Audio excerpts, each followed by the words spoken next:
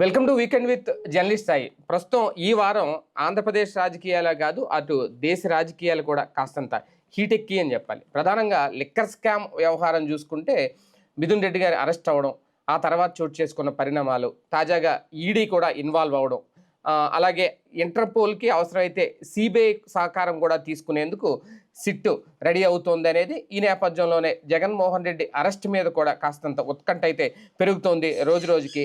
అలాగే ఒక పక్క జిల్లా టూర్లకి సిద్ధమవుతున్నారు జగన్మోహన్ రెడ్డి గారు అనుకుంటున్న టైంలో లేదు ఆయన పాదయాత్రకు కూడా రెడీ అవుతున్నారు. జిల్లా టూర్ల కంటే రేపొద్దున ఆయన్ని ఒకవేళ అరెస్ట్ చేసినా సరే పాదయాత్రలో అరెస్ట్ అయితే ఆ వచ్చే సింపతియే వేరు అనే ఆలోచన చేస్తున్నారు సీనియర్లు అనేది మరొక అంశం. ఇక తాజాగా మరొక షాక్ తగలబోతుందా వైసీపీకి అనేది క్వార్జ్ గన్లు వ్యవహారంలో మాజీ మంత్రి అనిల్ కుమార్ యాదవ్ పేరు కూడా తెర మీదకి వచ్చింది. ఆయనకు ఆల్రెడీ నోటీసులు కూడా ఇచ్చారు. విచారణ తర్వాత ఆయన అరెస్ట్ చేస్తారా, ఏం చేస్తారా అనేది. మరోపక్క మంత్రి అచ్చెన్నాయుడు చేసిన వ్యాఖ్యలు ఏవైతే ఉన్నాయో సూపర్ 6 హామీలకు సంబంధించి ప్రధానంగా ఆడబిడ్డనిది ఇది బాగా వైరల్ అవుతుంది. తల్లికి వందనంలో కూడా చాలా లోపాలు వెలుగు చూస్తున్నాయి. పేరుకైతే పథకాలు అమలు చేశారు కానీ ప్రజలకు కానీ ఆ తల్లులను మోసం చేశారు అనేది అయితే బాగా హైలైట్ చేసుకుంటూ వచ్చారు. ఇదే నేపథ్యంలో పవన్ షూరిటీ ఏమైంది అనే ప్రశ్న కూడా వినిపిస్తోంది. మరోపక్క ఉచిత బస్సు ప్రయాణానికి సిద్ధమవుతోంది. ఆగస్టు 15వ తేదీన ఉచిత బస్సు ప్రయాణం అమల్లోకి రాబోతున్నారు. అలాగే దేశ రాజకీయాల్లో కూడా ఉపరాష్ట్రపతి ధన్ఖడ్ రాజీనామా తర్వాత ఏం జరగబోతోంది, ఎవరు రాబోతున్నారు, ఇవన్నీ ఓవరాల్గా వీటన్నిటి మీద చర్చించే ప్రయత్నం చేద్దాం ఇవాళ వీకెండ్ విత్ జర్నలిస్ట్ స్థాయిలో. సార్, ముందుగా మిథున్ రెడ్డి గారి అరెస్టుకు సంబంధించి ఒక సంచలనం అయితే ఇప్పుడు ఈడీ కూడా ఇన్వాల్వ్ అయిపోయింది. దాంట్లో ఈడీ కూడా నోటీసులు ఇస్తోంది అనేది. అలాగే దుబాయ్లోను థాయ్లోను దాగి ఉన్న వాళ్ళని తీసుకురావడానికి అవసరమైతే ఇంటర్పోల్ సాయం కూడా తీసుకోబోతున్నారు అనేది. అంటే ఈ కేసు ఎక్కడి నుంచి ఎక్కడికో వెళ్ళబోతుందనే సంకేతమా, చాలా సీరియస్గానే ఉన్నాం మేము అని. ఒక పక్క వీళ్ళు ఇదంతా అసలు లేని స్కామ్ అని ఒక పక్క చెప్తుంటే వైసీపీ ఈ సిట్ అధికారుల వ్యవహారం కానీ కేసు కానీ చూస్తుంటే చాలా దూరం వెళ్ళేలాగా కనిపిస్తోంది. అంటే ఇక్కడ వీళ్ళ చేతుల్లో వల్లక అంది కాబట్టి అది ఈడీ ద్వారా చేద్దాం అన్నటువంటి ఒక ప్రయత్నం చేస్తున్నారు. దీంట్లో మళ్ళీ ఈడీకి రేపు పొద్దున చివాట్లు పడతాయా లేకపోతే ప్రాక్టికల్గా అవుతుంది అనేది చూడాలి. బేసిక్గా లిక్కర్ తయారీ కంపెనీ దగ్గరికి వెళ్ళారు చూడండి మీరు. ఇక్కడ వీళ్ళు మిస్ చేసింది, వాళ్ళు టచ్ చేసింది అది. ఫస్ట్ ఎవరిని అడగాలి? వీళ్ళు తయారు చేసే కంపెనీ. ఇప్పుడు అదే కంపెనీ నుంచి మందు కొంటున్నారా లేదా? వాళ్ళ దగ్గర నుంచి ఎట్లా కొంటున్నారు? వాళ్ళు కల్తీ మద్యం అమ్మితే. ఇంకోటి, నకిలీ మద్యంతో అనారోగ్యాలతో ప్రజలు ప్రాణాలు తీశారు. ఏమన్నా టెస్టులు చేశారా? లేదు కదా. ఈడీ చేస్తున్న పోనీ ఇప్పుడు చెయ్యదు కదా. ఇక్కడ కాన్సెప్ట్ అలా ఏంటంటే కుకింగ్ స్టోరీలు అనేటటువంటిది నడుస్తుంటుంది. ఆ మధ్యన ఏదో 1 కోటి పేపర్లు పట్టేటట్టి ఏదైతే జీబీలు దాంట్లో నుంచి టెరాబైట్స్ తీసేశారు, ఒక 300 టెరాబైట్స్ ఎంతో అని చెప్పేసి ఈనాడే రాసింది. చెరిపి పడేశారు అంతా. డాటా మొత్తం డిలీట్ చేశారు అన్నట్టు. సమాచార హక్కు చట్టం కింద వీళ్ళెవరో వైసీపీ వాళ్ళు ఎవరో అడిగారు. అసలు అట్లాంటిది ఏమీ చెరిగిపోయింది ఏం లేదని చెప్పారు. మరి చెరిగిపోతే వాళ్ళకి ఆధారాలు యాడ్ నుంచి వచ్చినాయి. నెంబర్ 1. రెండోది, అబద్ధం ఎందుకు అంటే ప్రజెంట్ ఏం లేదు, ఒక స్క్రీన్ ప్లే తయారు చేశారు. ఆ స్క్రీన్ ప్లే ప్రజలకు చూపెడుతున్నారు, అంతకు మించి ఏం లేదు. స్క్రీన్ ప్లే ఆధారంగా స్టోరీలు తప్పించి నిజమైనటువంటి ఇష్యూస్ కాదు. ఖచ్చితంగా వీళ్ళు ఇంకో 100 మంది పేర్లు రాయొచ్చు. ఆడక్కడ ఉన్నాడు, ఈడెక్కడ ఉన్నాడు, ఆ దేశంలో ఉన్నాడు, ఈ దేశంలో ఉన్నాడు అనేది. ప్రాక్టికల్ పాయింట్ నుంచి దూరం అవుతున్నది ఒకటే. ఇందులో ఒకటి, మద్యం విధానం ఎవరు చేశారు? 10 మంది కూర్చున్నారు, 25 మంది కూర్చున్నారు, నీకెందుకు? వాళ్ళు కూర్చున్నటువంటిది ఫైనల్గా ఎవరు అప్రూవ్ చేస్తారు? క్యాబినెట్ అప్రూవ్ అయిన దాంట్లో జోక్యం చేసుకోవడానికి వీల్లేదని కోర్టులు చెప్పేసినాయి కదా. క్యాబినెట్ ఒక నిర్ణయము, ఒకడికి లూలు అనేవాడికి 10 కోట్ల రూపాయలకే డబ్బులు ఇస్తారు, ఓ 10 ఎకరాలు, లేదా 10 లక్షల రూపాయలకే ఇస్తారు. ఒకడికి రూపాయికే ఇస్తారు, ఇంకొకటికి 4 కోట్లకి ఇస్తారు ఎకరం. దాంట్లో ఏమని చెప్తుంది ఏ ప్రభుత్వమైనా? క్యాబినెట్ నిర్ణయం అంటది. క్యాబినెట్లో మంచి చెడులు చర్చించాము, వీళ్ళు వస్తే ఇంత వస్తుంది కాబట్టి చేశాము, అంతే. It's enough. దాంట్లో జోక్యం చేసుకోవడం లేదని న్యాయస్థానాలే చెప్పినాయి కదా. దాని వలన స్వార్థ ప్రయోజనం అంటే మనకి వ్యక్తిగతంగా డబ్బులు ఏమన్నా వచ్చినట్టు ఉంటే అప్పుడు దాని మీద యాక్షన్ ఉండాలి. ఆమ్ ఆద్మీ పార్టీ విషయంలో జరిగింది అది.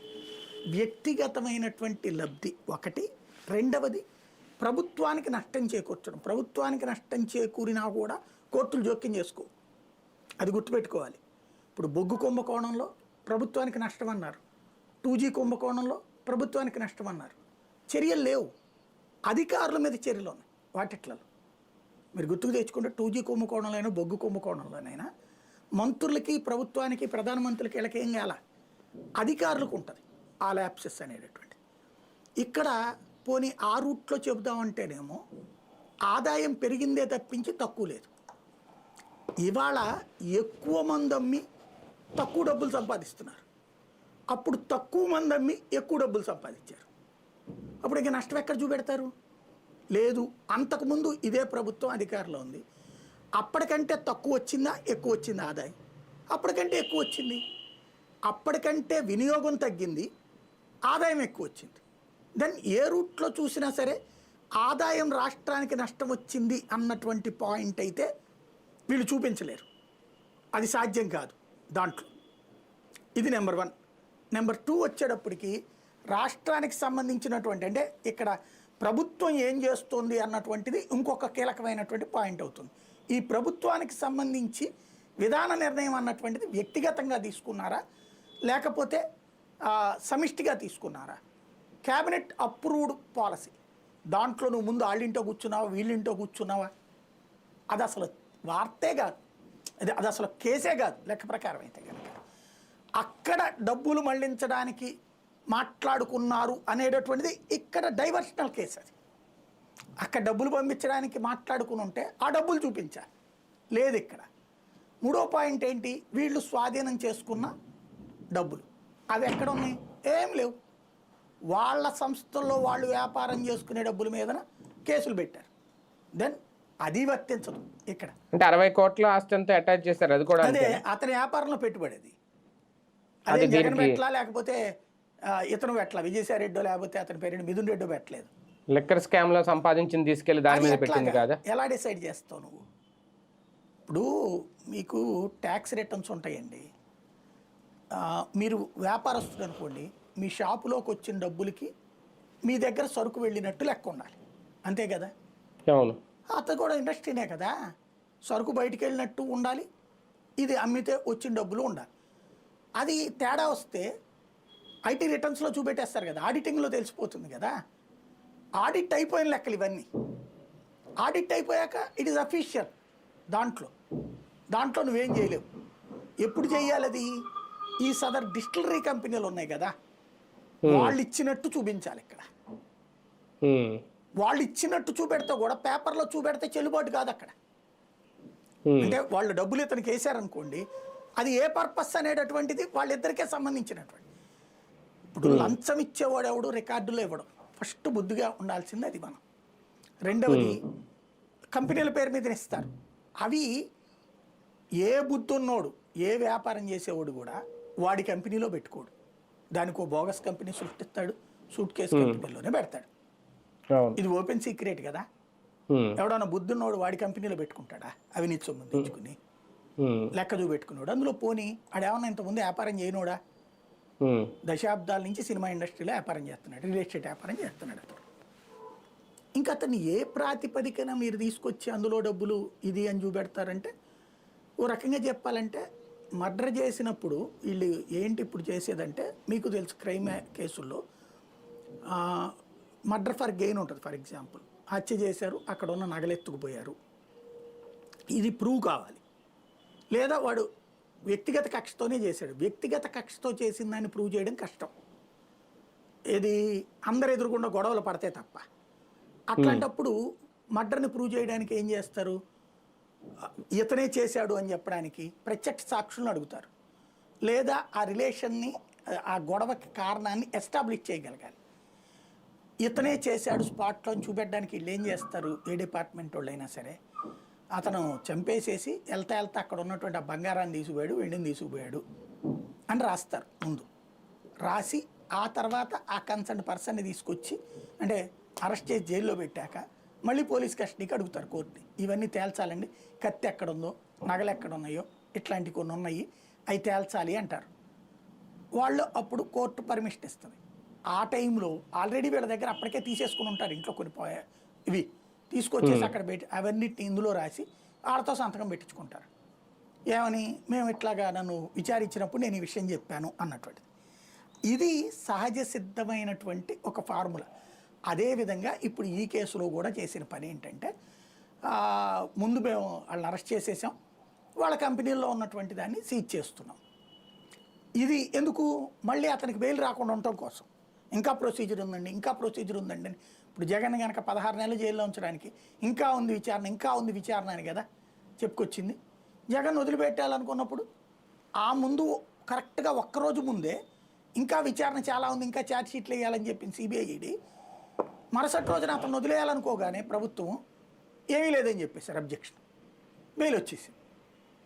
24 hours ఎవ్వడూ ఊహించలేదు. అది ప్రభుత్వం అనుకుంది, జరిగిపోయింది. ఇప్పుడు అంతే. కాబట్టి కంగారు పడాల్సింది, భయపడాల్సింది ఈ సహజంగా వైసీపీ వాళ్ళకు ఉంటుంది. వాళ్ళని కంగారు పెట్టడం, భయపెట్టడం ప్రభుత్వానికే ఉంటుంది.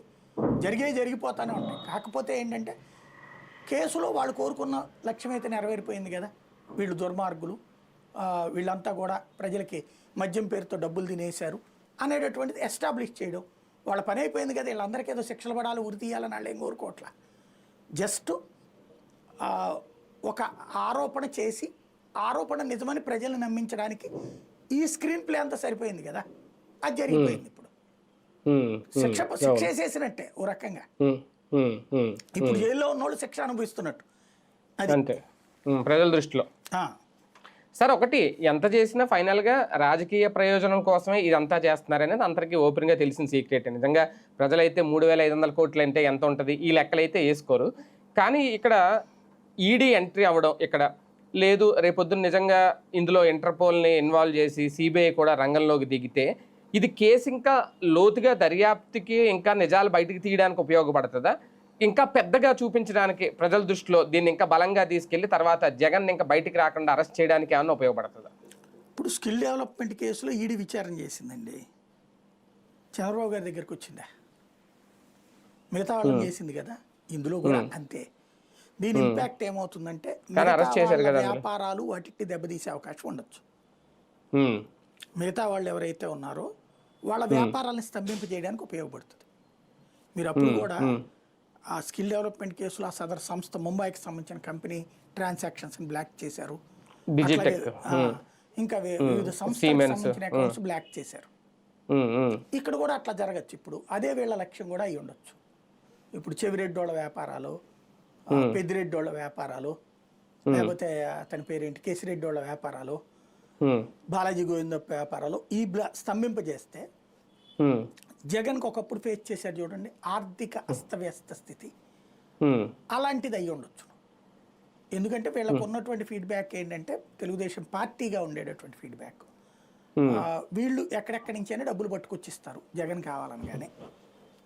సోన్స్ వాళ్ళకు ఒక 10 కోట్లు ఇవ్వాలి, వాళ్ళకు 50 కోట్లు ఇవ్వాలి అంటే ఈ వెనక వ్యవహారం అంతా వీళ్ళు సెట్ చేసి ఫైనల్గా క్యాష్ తీసుకొచ్చి ఇచ్చేవాళ్ళు చెవిరెడ్డి లేకపోతే పెద్దిరెడ్డి అనేటటువంటి ఫీలింగ్ ఉంది. పెద్దిరెడ్డి, మిథున్ రెడ్డి అన్నటువంటి వాళ్ళకి సపోర్ట్ చేసేటటువంటి వాళ్ళు వీళ్ళు అయ్యి ఉండొచ్చునేమో.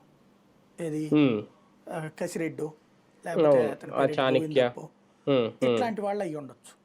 అంటే జగన్ నువ్వు ఈ కుంభకోణం ఇట్లా చేసి ఇట్లా సంపాదించి ఇట్లా పట్టురా అని చెప్పడం కాకుండా మనం వాళ్ళకు 100 కోట్లు ఇవ్వాలా, లేకపోతే వాళ్ళకు ఒక 300 కోట్లు ఖర్చు పెట్టాలి అంటే ఈ స్కెచ్ అంతా వీళ్ళేస్తారు అన్నటువంటిది వాళ్ళకున్న ఫీడ్బ్యాక్.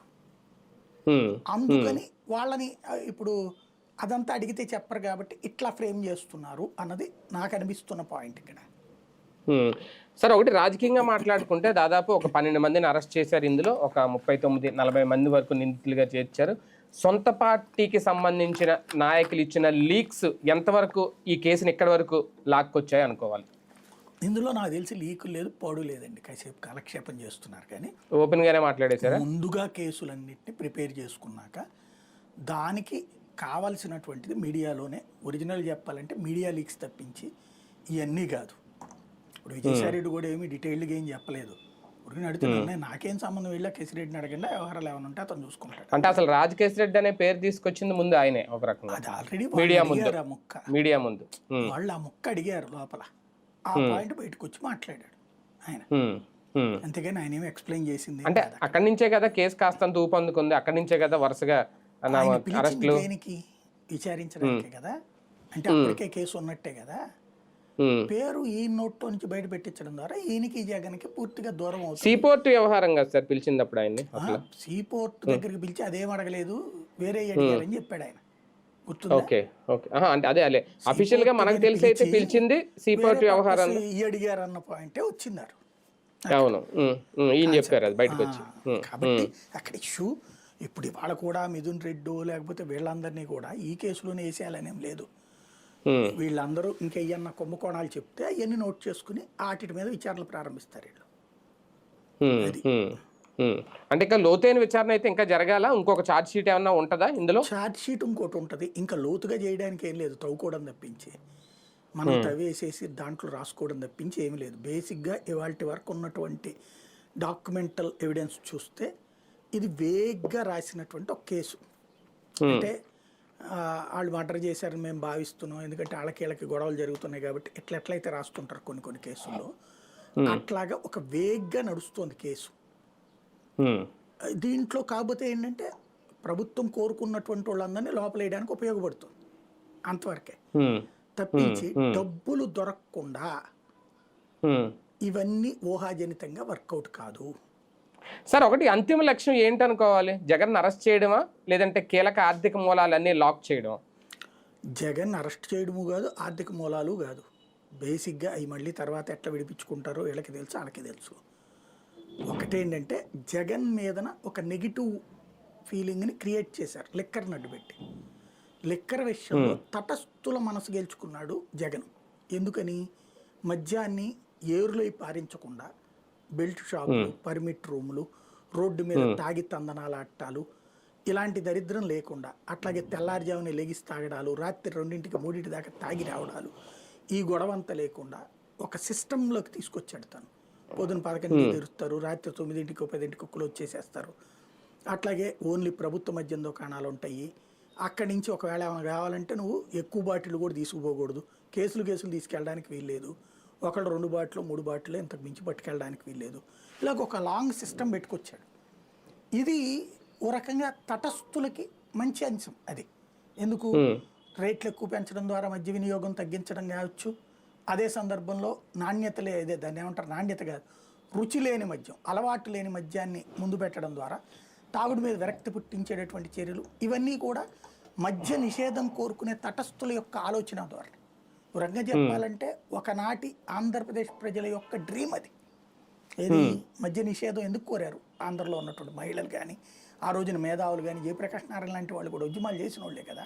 అట్లాంటివన్నీ కూడా అంటే సుబ్బమ్మ, దూబగుంట సుబ్బమ్మ, వావిలాల గోపాలకృష్ణ, వీళ్ళందరూ ఎందుకు చేశారు ఆ రోజున కమ్యూనిస్టుల ఉద్యమాలు? ఇవన్నీ కూడా మద్యం వద్దనే కదా. వాళ్ళ పర్పస్ ఏంటి? ఇదే కదా. ఇప్పుడు అది అందులో దశల వారీగా అమలు బిగిన్ చేశాడు ఇతను. అంటే ఆ వర్గం మనసు గెలుచుకున్నాడు. ఇప్పుడు వాళ్ళందరికి కూడా లేదు ఆ వంకతో జగన్ డబ్బులు తిన్నాడు, మీరు అతని గురించి పాజిటివ్గా ఆలోచించకండి, ఇది వాళ్ళని కన్విన్స్ చేయడం. రెండవది, ధర పెరిగినప్పుడు కడుపు పంటతో ఉన్నటువంటి తాగుబోతులే కదా వీళ్ళకి అనుకూలంగా ఓటేసింది. అది ఉట్టి రాజకీయ స్టేట్మెంట్కి ఇస్తే కనుక రేపొద్దున మళ్ళీ ఇప్పుడు వాళ్ళకి వాస్తవంగా జగన్ 100 రూపాయలు ఇంటికి ఇచ్చాడు, 40 రూపాయలు 50 రూపాయలు ఈ మందుకి డబ్బులు వసూలు చేసి ఉంటాడు, అంతే కదా. రెండవది, వాళ్ళ ఆర్థిక ఆదాయ వనరు పెంచాడు జగన్. ఇదివరకు నేను తాపీ మేస్త్రులతో మాట్లాడినప్పుడు వాళ్ళు చెప్పింది ఏంటంటే, ఇదివరకు పనికి వచ్చేవాళ్ళు కాదండి, ఎందుకంటే పొద్దున్నే బయలుదేరేటప్పుడు మందు షాప్ కనబడుద్ది, ఒక గొక్క వేసుకుని వెళ్దాంలేని బిగిన్ చేస్తాడు, 1కి 2 2కి 3 అవుతుంది, పక్కన ఇంకోటి గెలిచేటప్పటికి ఆ రోజున పని మానేస్తాడు. బయలుదేరాను అని చెప్పినోడు సాయంత్రం అయ్యేటప్పుడు 11 దాటితే రాడు, ఇక మేము ఆ రోజున పని వదిలేసుకోవాలి, కాడి మీద ఆశ, ఎందుకంటే మనం కొట్టి పని చేయించుకోలేం కదా, వదిలేసేవాళ్ళం. అదే జగన్ వచ్చిన తర్వాత పొద్దున్నే పని దగ్గర మాత్రం ఇబ్బంది లేదు, సాయంత్రం కూడా తొందరగా వెళ్ళాలని సాయంత్రం ఇబ్బంది పెడతారు. ఎందుకయ్యా అంటే అక్కడ క్లోజింగ్ టైం పెట్టారు కాబట్టి 7 కల్లా నేను వెళ్ళిపోతానంటాడు. వెళ్తా తాగిపోతాడు. కాకపోతే ఇదివరకు 2 బాటిల్ తాగేవాడు, 3 బాటిల్ తాగేవాడు, ఇప్పుడు 1 బాటిలే తాగుతున్నాడు. ఆ విధంగా కొంత వాడకం తగ్గిందండి అన్నటువంటిది అప్పుడు నాతో కొంతమంది మాట్లాడింది అనమాట. అది ఒక మంచి పాయింట్. కాకపోతే తాగే తాగుబోతుకైతే ఒక ఫీలింగ్ ఉంటుంది కదా, రేట్ ఎక్కువ పెట్టి తాగిచ్చాడు నన్ను అనేటట్టుంది. అట్లాగే ఇదివరకు ఉన్న టేస్ట్ లేదు. ఇప్పుడు ఎప్పుడు థమ్స్అప్ తాగేవాడికి ఇప్పుడు పేరు రిలయన్స్ వాళ్ళు పెట్టింది అదేదో డ్రింక్ ఉంటుంది, అది తాగితే ఇది అనిపించదు. కోకో కోలా తాగేవాడికి థమ్స్అప్, ఈ రెండు ఒకటే నల్లయ్యే ఉంటాయి. కోకో కోలా తాగేవాడికి థమ్స్అప్లో క్వాలిటీ కనిపించదు, థమ్స్అప్ తాగేవాడికి కోకో కోలాలో క్వాలిటీ కనిపించదు. రెగ్యులర్గా అలవాటైన బ్రాండ్ తాగేవాడికి ఇంకో దాంట్లో అది కనిపించదు కిక్కు. కాబట్టి వాళ్ళల్లో ఉన్న ఆ అసంతృప్తి వీళ్ళకి ఓటయింది. ఇప్పుడు మళ్ళీ వాళ్ళు తాగడం ఇంకొంచెం పెంచాడు. ఇప్పుడు పొద్దు నుంచి రాత్రి దాకా ఎప్పుడు పడితే అప్పుడు తాగుతున్నారు, పళ్ళు మానేసుకుని తాగుతున్నారు, ఎట పడితే అట్ట తాగుతున్నారు. ఈ తాగేటటువంటి వాడికి ఈ ఆలోచన ప్రభుత్వం మీద వ్యతిరేకత రాకూడదు, అది జగన్ మీదకి వెళ్ళిపోవాలి. ఎందుకంటే జగన్ సంక్షేమ పథకం ఇంటికి ఇచ్చాడు కాబట్టి ఆ ఇంట్లో ఉన్న లేడీస్కి హ్యాపీ. తాగుబోతు బాధపడ్డాడు, ఈ తాగుబోతు బాధని ఆ ఇంటి ఆవిడ కూడా తీసుకోవడం వల్ల కొన్ని ఓట్లు అటు కూడా పోయినాయి అక్కడ. ఇప్పుడు ఇంటి ఆవిడ తిట్టుకుంటది, ఇంట్లో ఉన్న పిల్లలు తిట్టుకుంటారు, పిల్లలకు ఓట్లేదు, ఇంటి ఆవిడ తిట్టుకుంటది. ఆ తిట్టుకోకుండా ఉండాలంటే వీడు తాగాడితో గొడవకు దిగాలి. వీడు ఏం చేస్తాడు, తాగిన తర్వాత ఇంటికి వెళ్ళిన తర్వాత వాళ్ళ ఆవిడ కనుక ఇదేదనంటే కొడతానంటాడు వాళ్ళ ఆవిడ. ఈ గొడవలు నడుస్తుంటాయి. కాబట్టి ఈ తాగినటువంటి వాడి యొక్క ఫీలింగ్ ఇక్కడ ముఖ్యం. వాడిలో తమ మీద వ్యతిరేకత అంటే ఆవిడ అడుగుతుంది ఇంట్లో వాళ్ళ ఆవిడ, నువ్వు తాగి తందనాలు ఆడి చేస్తున్నావు, డబ్బులేమో ఇంటికి ఇవ్వవు, పిల్లల్ని చదివించాలా, ఇంట్లో మంచి బట్టలు లేవు, తినడానికి ఇబ్బంది అయిపోతుంది, నేను పోదామంటేనేమో నువ్వు తాగేడ కూర్చుంటే పిల్లలతో ఎట్టా ప్రవర్తిస్తావో తెలవదు, అందుకని నేను వెళ్ళలేకపోతున్నా, లేదా నేను పనికి వెళ్ళాల్సి వస్తుంది నీ మూలంగా, ఇట్లాంటిది ఏదో గొడవలు అవుతాయి లేబర్లో వచ్చేటప్పటికి. అయినప్పుడు వాళ్ళు అదే ఇదివరకంటే సంక్షేమ పథకం ఏదో డబ్బులు వచ్చేది, ఇప్పుడు ఏది పైసా లేదు అంటది కదా చేతిలో డబ్బులకి. అవును, నువ్వు ఇవ్వవు, సంక్షేమ పథకం డబ్బులు లేదు, నేను పనికి పోతే వచ్చే డబ్బులన్నీ అయ్యి నువ్వు తాగి చేస్తున్నావు అన్నారు అనుకోండి, ఇదంతటికి అసలు కారణం జగన్మోహన్ రెడ్డి అనేటటువంటి ఫీలింగ్ వైపుకి టర్న్ చేయాలి.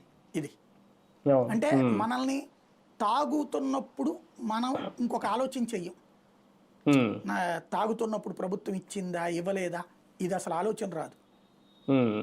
తాగుబోతూ భర్త ఇంట్లో కూర్చున్నప్పుడు ఈవిడ ఇంకోటి ఏం ఆలోచిస్తుంది, ముందు పిల్లల్ని పోషించాలా, ఏదో ఒకటి తను పని చేయాలని ఆలోచిస్తుంది. ప్రభుత్వం ఇచ్చిన సంక్షేమం దీని గురించి ఆలోచించదు. వస్తే చచ్చినోడి పెళ్ళికి వచ్చిందే కట్టం, ఎట్లాగూ రాదని ఫిక్స్ చేసేసారు తెలివిగా వాళ్ళకి. ఇప్పుడు రాదు అని ఫిక్స్ అయినోడికి ఏదన్నా వచ్చింది అనుకోండి గొప్పగా అనిపిస్తుంది. ఆల్రెడీ వస్తున్నది అనుకున్నటువంటి వాళ్ళకి రాకపోతే కడుపు పొడగులుతుంది. రాదు అనుకున్నోడికి వస్తే అదే పెట్టిన ఏది పెట్టినమ్మ ఎట్లాగూ పెట్టదు, పెట్టేది ఏదైంది అంటారు కదా, అట్లాంటి సామెత అనమాట. జగన్కి నువ్వు బాబుకి, బాబుని ఇవ్వకపోతే తిట్టుకుంటారు, జగన్ ఇచ్చినా తిట్టుకుంటారు, అది అట్లాంటి పరిస్థితి. దాన్ని ఇక్కడ క్యాచ్ చేసుకుంటున్నారు వీళ్ళు తెలివిగా, అంతే. కానీ ఒకటిసారి ఈ కేసు వ్యవహారానికి సంబంధించి కానీ లేదైనా ఏదైనా రాజకీయ కోణంలో చూస్తే జగన్ని అరెస్ట్ చేసే విషయంలో అంటే ఒక రకంగా లీగల్గా సాధ్యం కాదు అని ఆలోచిస్తుందా, లేదంటే అరెస్ట్ చేయడం ఇప్పుడు సరికాదు అని వెనకడుగేస్తుందా ప్రభుత్వం? ఏం ఆలోచించట్లేదండి వాళ్ళు. నెక్స్ట్ ఓన్లీ పొలిటికల్ డెసిషన్ తీసుకోవాలి. ఇప్పుడు ఇదేమి కాన్స్టిట్యూషనల్ డెసిషన్ కాదు, లేదంటే కనుక పోలీస్ డెసిషన్ కాదు. ఇప్పుడేమి పోలీసులు పోలీస్ పని ఏం చేయట్లా, పోలీసులు ఏమో రాజకీయ నాయకులు పనిచేస్తున్నారు, రాజకీయ నాయకులు పోలీసులు చెప్పాల్సిన చట్టాలు చెప్తున్నారు. కాబట్టి ఇక్కడ తీసుకోవాల్సిన నిర్ణయం చంద్రబాబు గారు తీసుకోవాలి. జగన్ని లోపలేస్తే బెనిఫిట్టా బయట ఉంచితే బెనిఫిట్టా అనేది వెరిఫై చేసుకుంటారు ఆయన. అంటే దాదాపు 306 పేజీల ఛార్జ్ షీట్లో జగన్ పేర్లు అక్కడక్కడ పలుమార్లు ప్రస్తావించారు అన్నారు, కానీ అదే 3 చోట్ల, కానీ ఆయనకి ఇప్పుడు వరకు దాని గురించి ఎలాంటి నోటీస్ ఇవ్వలేదు. ఆయన కూడా గతంలో అన్నారు నేను ఇక్కడే ఉంటాను విజయవాడలో తాడేపల్లిలో, రండి కావాలంటే అరెస్ట్ చేసుకోండి ఆధారాలు ఉంటాయని. అలా చేసినా సరే ఇంతవరకు వీళ్ళు ఒక అడుగు ఎయ్యట్లేదంటే ఎక్కడో ఆలోచిస్తున్నారా రాజకీయంగా? పొలిటికల్ డెసిషన్ అంతే, పొలిటికల్ డెసిషన్ చంద్రబాబు గారు డెసిషన్ తీసుకోవాలి. ఈ కేసు ఇప్పుడు ఇదివరకు ఈడీ స్కిల్ డెవలప్మెంట్ కేసులో చాలా కఠినంగా వ్యవహరించింది, వాళ్ళకి చాలా రోజుల పాటు బెయిల్ రాలి. అదే చంద్రబాబు నాయుడు గారికి బెయిల్ రాగానే మిగతా వాళ్ళకి బెయిల్ వచ్చేసింది. అవును, అంటే ఏంటి, కేసు సీరియస్నెస్ పోవడమా ముందుకు పోవడం.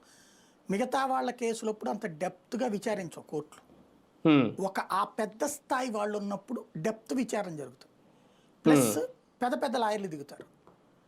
చాలా చాలా కేసులు అన్నీ తీసుకుని వస్తారు. కాబట్టి అదంతా వచ్చినప్పుడు ఎవరు కరెక్ట్ అనేటటువంటి చర్చ వస్తుంది. ఆ చర్చ ఇక్కడ కీ పాయింట్ అనమాట. అలాగే జగన్ పట్టుకుంటే గనక ఆ ఇష్యూ వేరేగా వెళ్ళిపోతుందని ఆగుతుండొచ్చు.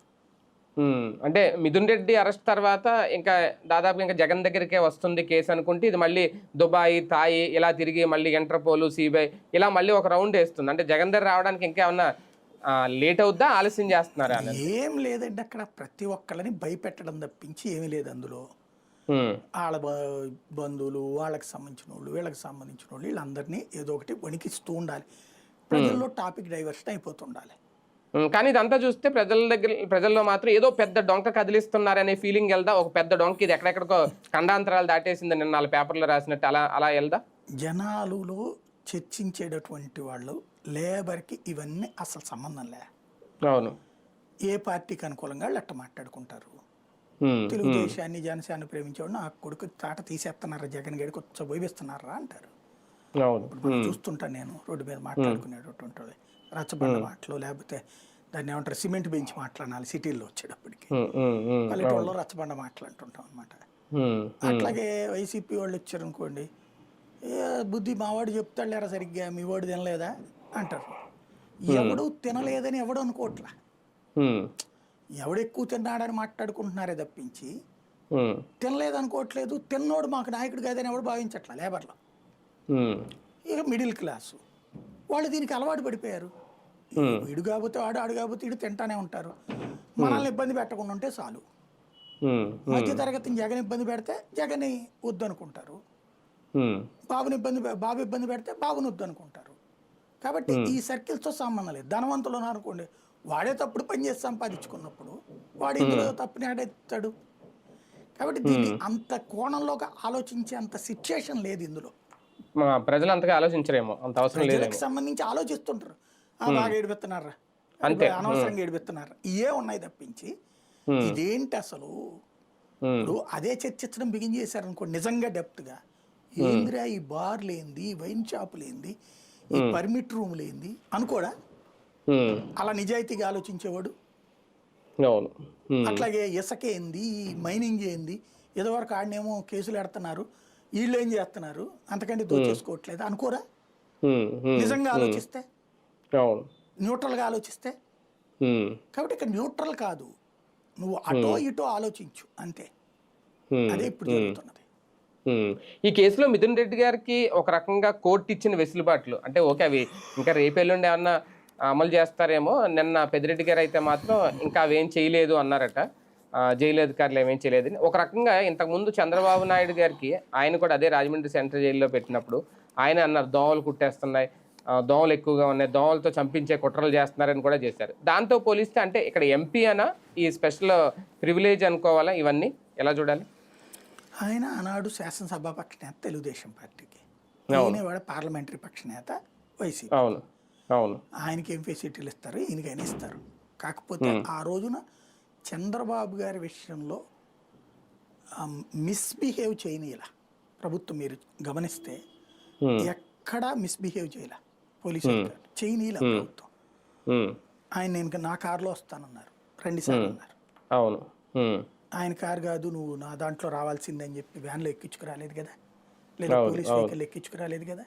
అవును, అట్లాగే కోర్టు దగ్గర కూడా ఆయన కుర్చీ అది కూర్చోవడానికి అదంతా నడిచింది. ఈవెన్ జైలుకి అడిగేటప్పుడే, జైలుకి వేసేటప్పుడే ఇట్లా భోజనం కావాలి, అసిస్టెంట్ కావాలంటే పెద్దానికి మాకేం అబ్జెక్షన్ లేదని చెప్పింది ప్రభుత్వం. కాబట్టినే కదా వెంటనే ఫెసిలిటీ అందింది. సర్వెంట్ని కూడా ఉంచారు అక్కడ ఎప్పటికప్పుడు. అలాగే ఇంటి భోజనం అక్కడే ఒక కిచెన్ పెట్టి మరీ వండించి పంపించారు ఎప్పటికప్పుడు. భువనేశ్వర్ గారు అక్కడే ఉన్నారు కదా, దగ్గర చూసుకున్నారు కదా రాజమండ్రిలో. ఆయన బుచ్చి చౌదరి గారి ఇంటి దగ్గర అక్కడ ప్రత్యేకంగా ఒక ఇది తీసుకుని అది ఒక వెహికల్ తీసుకున్నారు, మన క్యారవాన్ దాంట్లో పెట్టుకుని ఎప్పటికప్పుడు వండించి పంపించేవాళ్ళు. అక్కడ ఇల్లు తీసుకున్నారు, అదంతా నడిచింది కదా. ఇప్పుడు ఇతనికి అట్లా అమ్మనీయకుండా చూస్తున్నారు. అంటే ఉద్దేశం ఏంటంటే వైసీపీకి సంబంధించిన వాళ్ళని హ్యూమిలియేట్ చేయాలని భావిస్తున్నారు. మన వంశీకి అంతే జరిగింది. అట్లాగే అతని పేరేంటి నందిగం సురేష్తో అట్లాగే జరిగింది. అంటే వాళ్ళ హ్యూమిలియేషన్, మానసికంగా కుంగిపోవటం ఒకటి కావాలి. రెండవది వాళ్ళకి బలహీన పడిపోవాలి, ఆరోగ్యం బలహీన పడిపోవాలి. ప్రత్యక్షంగా కొడతేను చంపితేను ప్రజల్లో నెగిటివ్ వస్తుంది. వాళ్ళని వాళ్ళకున్న హక్కు అందనీయకుండా చేయటం ఇక్కడ తెలివిగా. ఇప్పుడు అచ్చెన్నాయుడు గారికి బాగాలేదని కానీ హాస్పిటల్లో అన్ని రోజుల పాటు ఉంచారే, 90 రోజులు 80 రోజులు వచ్చేదాకా ఆయన హాస్పిటల్లోనే ఉన్నాడు కదా. కానీ ఏమైంది మరి వీళ్ళకి వచ్చేటప్పటికి ఏంటి, హాస్పిటల్ కూడా పొద్దున్న తీసుకెళ్తే గంటలో మళ్ళీ వెనక్కి తీసుకెళ్ళిపోతున్నారు. అంటే యంత్రాంగం ఆ రోజున ఈ రోజున వీళ్ళకి అనుకూలంగానే పనిచేస్తుంది. వ్యవస్థీకృత యంత్రాంగం, ప్రభుత్వ ఉద్యోగులు కాదు, అది వ్యవస్థీకృత యంత్రాంగం. దాన్ని అడ్డు పెట్టుకుని వీళ్ళని మానసికంగా కుంగుబాటు చేసే ప్రయత్నం చేస్తున్నారు. అట్లాగే ఆరోగ్యం, ఇప్పుడు ఇవాళ వంశీ నీరసంగా తిరుగుతున్నాడు, అసలు నవ్వు లేదు ముఖంలో, ఇంకా నందిగం సురేష్ అంతే పరిస్థితుంది. ఇప్పుడు మిథున్ రెడ్డి, చెవిరెడ్డి అట్లాంటి పరిస్థితుల్లోకి వచ్చేయాలి వాళ్ళు. ఇక ఎందుకు బతుకున్నాం రా అనే ఫీలింగ్ క్రియేట్ కావాలి. చెవిరెడ్డి గారు కూడా కంటతడి పెట్టుకున్నారంట కదా అక్కడ కోర్టు దగ్గర. అదే కాబట్టి ఈ విధమైనటువంటి ఒక మానసికమైనటువంటి ఫీలింగ్ కల్పించే ప్రయత్నం వీళ్ళందరూ చంద్రబాబు గారిని ఆదర్శంగా తీసుకోవాలి. బాబు గారు ఎక్కడ మానసికంగా సంతులనం కోల్పోలేదు, ఆ రోజు కృంగిపోలేదు. ఆయనే చెప్పారు నేను వీక్ అవ్వలేదు ఎక్కడ అని. తర్వాత బాలయ్య గారు ఇంటర్వ్యూలో చెప్పారు ఆయనే బ్యాలెన్స్డ్ గా తీసుకోవాలి, ఆయన జాగ్రత్తగా తీసుకోవాలన్నమాట. అంతే, స్ఫూర్తిగా తీసుకుని ముందుకెళ్ళాలేమో. రైట్ సార్, ఇదే విషయంలో ఈ కుంభకోణం ఏమవుతుంది ఏంటి అనేది, ఈ క్వార్జ్ గన్ల కుంభకోణం ఏంటి అంటే నెల్లూరు లోకల్ రాజకీయాలకు ఇదేమన్నా ఒక పరాకాష్ట అనుకోవాలా? మొన్నటి వరకు కాకానికి వద్దనండి హడావిడి, ఇప్పుడు అనిల్ కుమార్ యాదవ్ పేరు కూడా వచ్చింది, ఆయనకు నోటీసులు కూడా ఇచ్చారట, విచారణ కూడా రమ్మన్నారట, ఇంక రేపో మా ఆయన అరెస్ట్ చేస్తారు అనేది కూడా ఒక ప్రచారం. ఏం జరుగుతుంది? ఒక విచిత్రం ఏంటంటే ఇవాళ మనం ఏదైతే దోచుకుంటున్నామో అది ఇంతకు ముందు వాళ్ళు దోచుకున్నారని కేసులు పెట్టడం. ఇసుక ఇవాళ మనం తింటున్నాం, వాళ్ళు ఇదివరకు తినేసారని కేసు పెడతాం. మద్యం ఇవాళ మనం తింటున్నాం, వాళ్ళు తింటున్నారని కేసులు పెడతాం. క్వాడ్జ్ ఇవాళ మనం తింటున్నాం, వాళ్ళు తింటున్నారని కేసులు పెడతాం. ఇవన్నీ ఏంటంటే కరప్షన్ విషయంలో ప్రతిపక్షం పోరాడనీయకుండా ప్రతిపక్షం మీద కేసులతో కాలక్షేపం నడుస్తుంటే మనం ఇక్కడ చేస్తున్నప్పుడు మన జోలికి రారు, ఉద్యమాలు చేయరు. క్వాడ్జ్ మొన్న పబ్లిక్ లో పెద్ద ఎత్తున ఉద్యమాలు చేయరు. ఈనాడు జ్యోతి రాసినాయి కదా, పెద్ద తలకాయి ఇవన్నీ కూడా ఆ ఇంపాక్ట్ తోనే అక్కడ మొత్తం నిలిచిపోయింది. 1,00,000 మంది ఊరోజులు వెళ్ళిపోయారు వేరే చోట్లకి అని చెప్పి రాశారు కదా వాళ్ళే. రాష్ట్రానికి ఎంత ఆదాయం కోల్పోయిందని రాశారు కదా. ఇవాళ ఎక్కడికి పోతుంది మరి? అది ఎవరు పిలిచారు ఓపెన్ టెండర్లు? ఏం జరుగుతున్నాయి? నడిచిపోతుంది కదా. ఆ రోజున తిన్నారు ఖచ్చితంగా, ఆ రోజున 7,000 అని వీళ్ళు రాశారు. ఇప్పుడు ఎంత అంటున్నారు? 30,000 40,000 తినాలని కదా. ఆ రోజున వీళ్ళు చేసిన పని, నేను మన దగ్గరే ఇంటర్వ్యూ చేసాం స్టూడియోలో, వ్యాపారులు, క్వాడ్జ్ వ్యాపారులు. వాళ్ళు చెప్పే పాయింట్ ఏంటంటే ఆ రోజుల్లో ఇంతని చెప్పి లారీకి ఎంతనో వసూలు చేసుకునేవాళ్ళు. ఆ డబ్బులు వెళ్ళిపోయాయి వాళ్ళకి, ఖచ్చితంగా తిన్నారు. వాళ్ళు తినకుండా ఎందుకుంటారు? అదే అనేది టోల్ గేట్ అంటే ఏం లేదు, లెక్క రాసుకోవడం. ఇప్పుడు మొన్న రాశారు కదా, ఇప్పుడు మళ్ళీ తెలుగుదేశం నాయకుడు ఎవరు వసూలు చేస్తున్నాడని కృష్ణపట్నం కోర్టు దగ్గర మొన్నే రాశారు కదా, ఒక ఎమ్మెల్యే తింటున్నాడని చెప్పేసి అధికార పార్టీకి. ఇద్దరు 2 చోట్ల 3 చోట్ల ఇవ్వాల్సి వస్తుంది. ఇప్పుడు రాశారు ఈ ప్రభుత్వం వచ్చాక. మరి ఎవరు కేసు పెట్టాలి? అట్లాగే ఆ మైనింగ్కి సంబంధించిన వాళ్ళందరికీ ఏం చెప్పారు?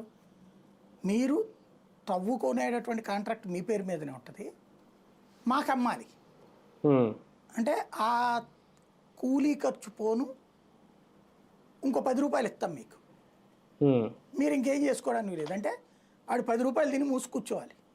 ఆడు జస్ట్ సూపర్వైజరు, వీళ్ళు తింటారు. అది ఈ కోణంతోనే కదా వాళ్ళు తిరగబడి మాకు అక్కర్లేదులేమని చెప్పింది. ఇప్పుడు ఒప్పుకున్న వాళ్ళు వరకు చేస్తున్నారు. అంటే ఇక్కడ ఏంటి, ఏకంగా అదేది గుడిని మింగేవాడు ఒకడు ఉంటే గుళ్ళో లింగాన్ని మింగేవాడు ఒకడు అంట, అట్లా ఉంది ఇక్కడ. దీన్ని డైవర్ట్ అయిపోవాలి, అది ఇక్కడ ఒక ఎత్తుగడ అనమాట. అంతే. అంటే అనిల్ కుమార్ యాదవ్ ఇరుక్కున్నారు ఇందులో, ఇరికిస్తున్నారా అని? లేదు, నెల్లూరు జిల్లాలో ఉన్న నాయకులు ఎక్కడైతే మంత్రులు ఆ స్థాయిలో వాళ్ళే లీడ్ చేసుకున్నారండి. ఇసుక తెచ్చేటప్పటికి సెంట్రలైజ్డ్, మద్యం సెంట్రలైజ్డ్. ఈ మైనింగ్ ఎక్కడికక్కడ దొరికినాయి, ఎక్కడికక్కడ తిని ఉంటారు వీళ్ళు, అదే అవును. తినరని నేను చెప్పా. అంటే సంపాదించుకున్నారు మరి. అంటే ఇది ఈ పాయింట్ ఎందుకు వస్తుందంటే, జగన్ హయాంలో మమ్మల్ని రూపాయి తినలేదు, రూపాయి సంపాదించుకోలేవలేదు అని చెప్పి నాయకులు అలిగారని కదా. ఇవన్నీ చూస్తా ఉంటే నిజంగా బాగానే సంపాదించుకుని తిన్నారేమో అయితే అప్పుడు. ఇదొక్కటే కదా, మైనింగే కదా. మీకు సింపుల్ గా 10 పైసలు మన ఇది మైనింగ్ అన్ని చోట్ల ఉండదండి, అవును అన్ని అవును. చోట్ల ఉంటది. ఇప్పుడు ప్రతి నాయకుడికి బెనిఫిట్ వచ్చేది లెక్కరండి, మెయిన్ అది మెయిన్ సోర్స్, నెలకి ఇన్కమ్ సోర్స్. కనీసం అంటే ఇప్పుడు ఇవాళ ఉన్న నాయకులకి ఎంత వస్తుంది, ఎమ్మెల్యే ఇన్ఛార్జి స్థాయిలో ఒక నియోజకవర్గ స్థాయిలో 25 లక్షల రూపాయలేమో మినిమం నెలకి, ₹1 మ్యాక్సిమం లెక్కర్లో. క్యాష్ చేతిలో పడిపోతుంది అంతే. ఇక్కడ జగన్ టైంలో మరి అందరికీ వచ్చిందా లెక్కర్లో, తిన్నారా? 10 పైసలు లేదా ఆ రోజున, అదే ప్రభుత్వం నిర్వహించింది కదా. వాళ్ళకి అప్పటికి అదే తేడా అంటున్నా. ఆ రోజున అది గొడవ పడింది అది. నెంబర్ 2 వచ్చేటప్పటికి ఇసుక, ఇవాళ ఇసుక ఉంది, ఒక రోజుకి 1000 లారీలు అయితే తవ్వుతారు కదా. అవును. 500 లారీలు వేసుకోండి. అంటే కొంతమందికి పట్టణ ప్రాంతాల్లో ఉన్న వాళ్ళకి ఇసుక క్వారీలు ఉండవు, పల్లె ప్రాంతాల్లోనే ఇసుక క్వారీలు ఉంటాయి. ఇసుక క్వారీలు రాష్ట్రంలో దాదాపుగా 120 నియోజకవర్గాల్లో ఉన్నాయండి, 120 నియోజకవర్గాల్లో ఉన్నాయి. లేదు కొన్ని చోట్ల చిన్నదేద్దాం, 100 నియోజకవర్గాల్లో అయితే ఖచ్చితంగా ఉంటాయి. ఈ 100 నియోజకవర్గాల్లో ఒక్కొక్క ఆ ఎమ్మెల్యేకి ఒక రోజుకి 1000 లారీలు అయితే తక్కువ ఉండవు ఖచ్చితంగా. అక్కడ లారీకి 10,000 రూపాయలే తింటున్నాడు అనుకుందాం, లారీకి 10,000 తింటున్నాడు అనుకుందాం. 10,000 ఇంటూ 1000 ఎంత అయిపోయింది అక్కడ పర్ డే ఇన్కమ్. ఇది మొత్తం అతను తిన్నిస్తారా? పైన వాళ్ళు ఎమ్మెల్యేని పూర్తిగా తిన్నిస్తారా?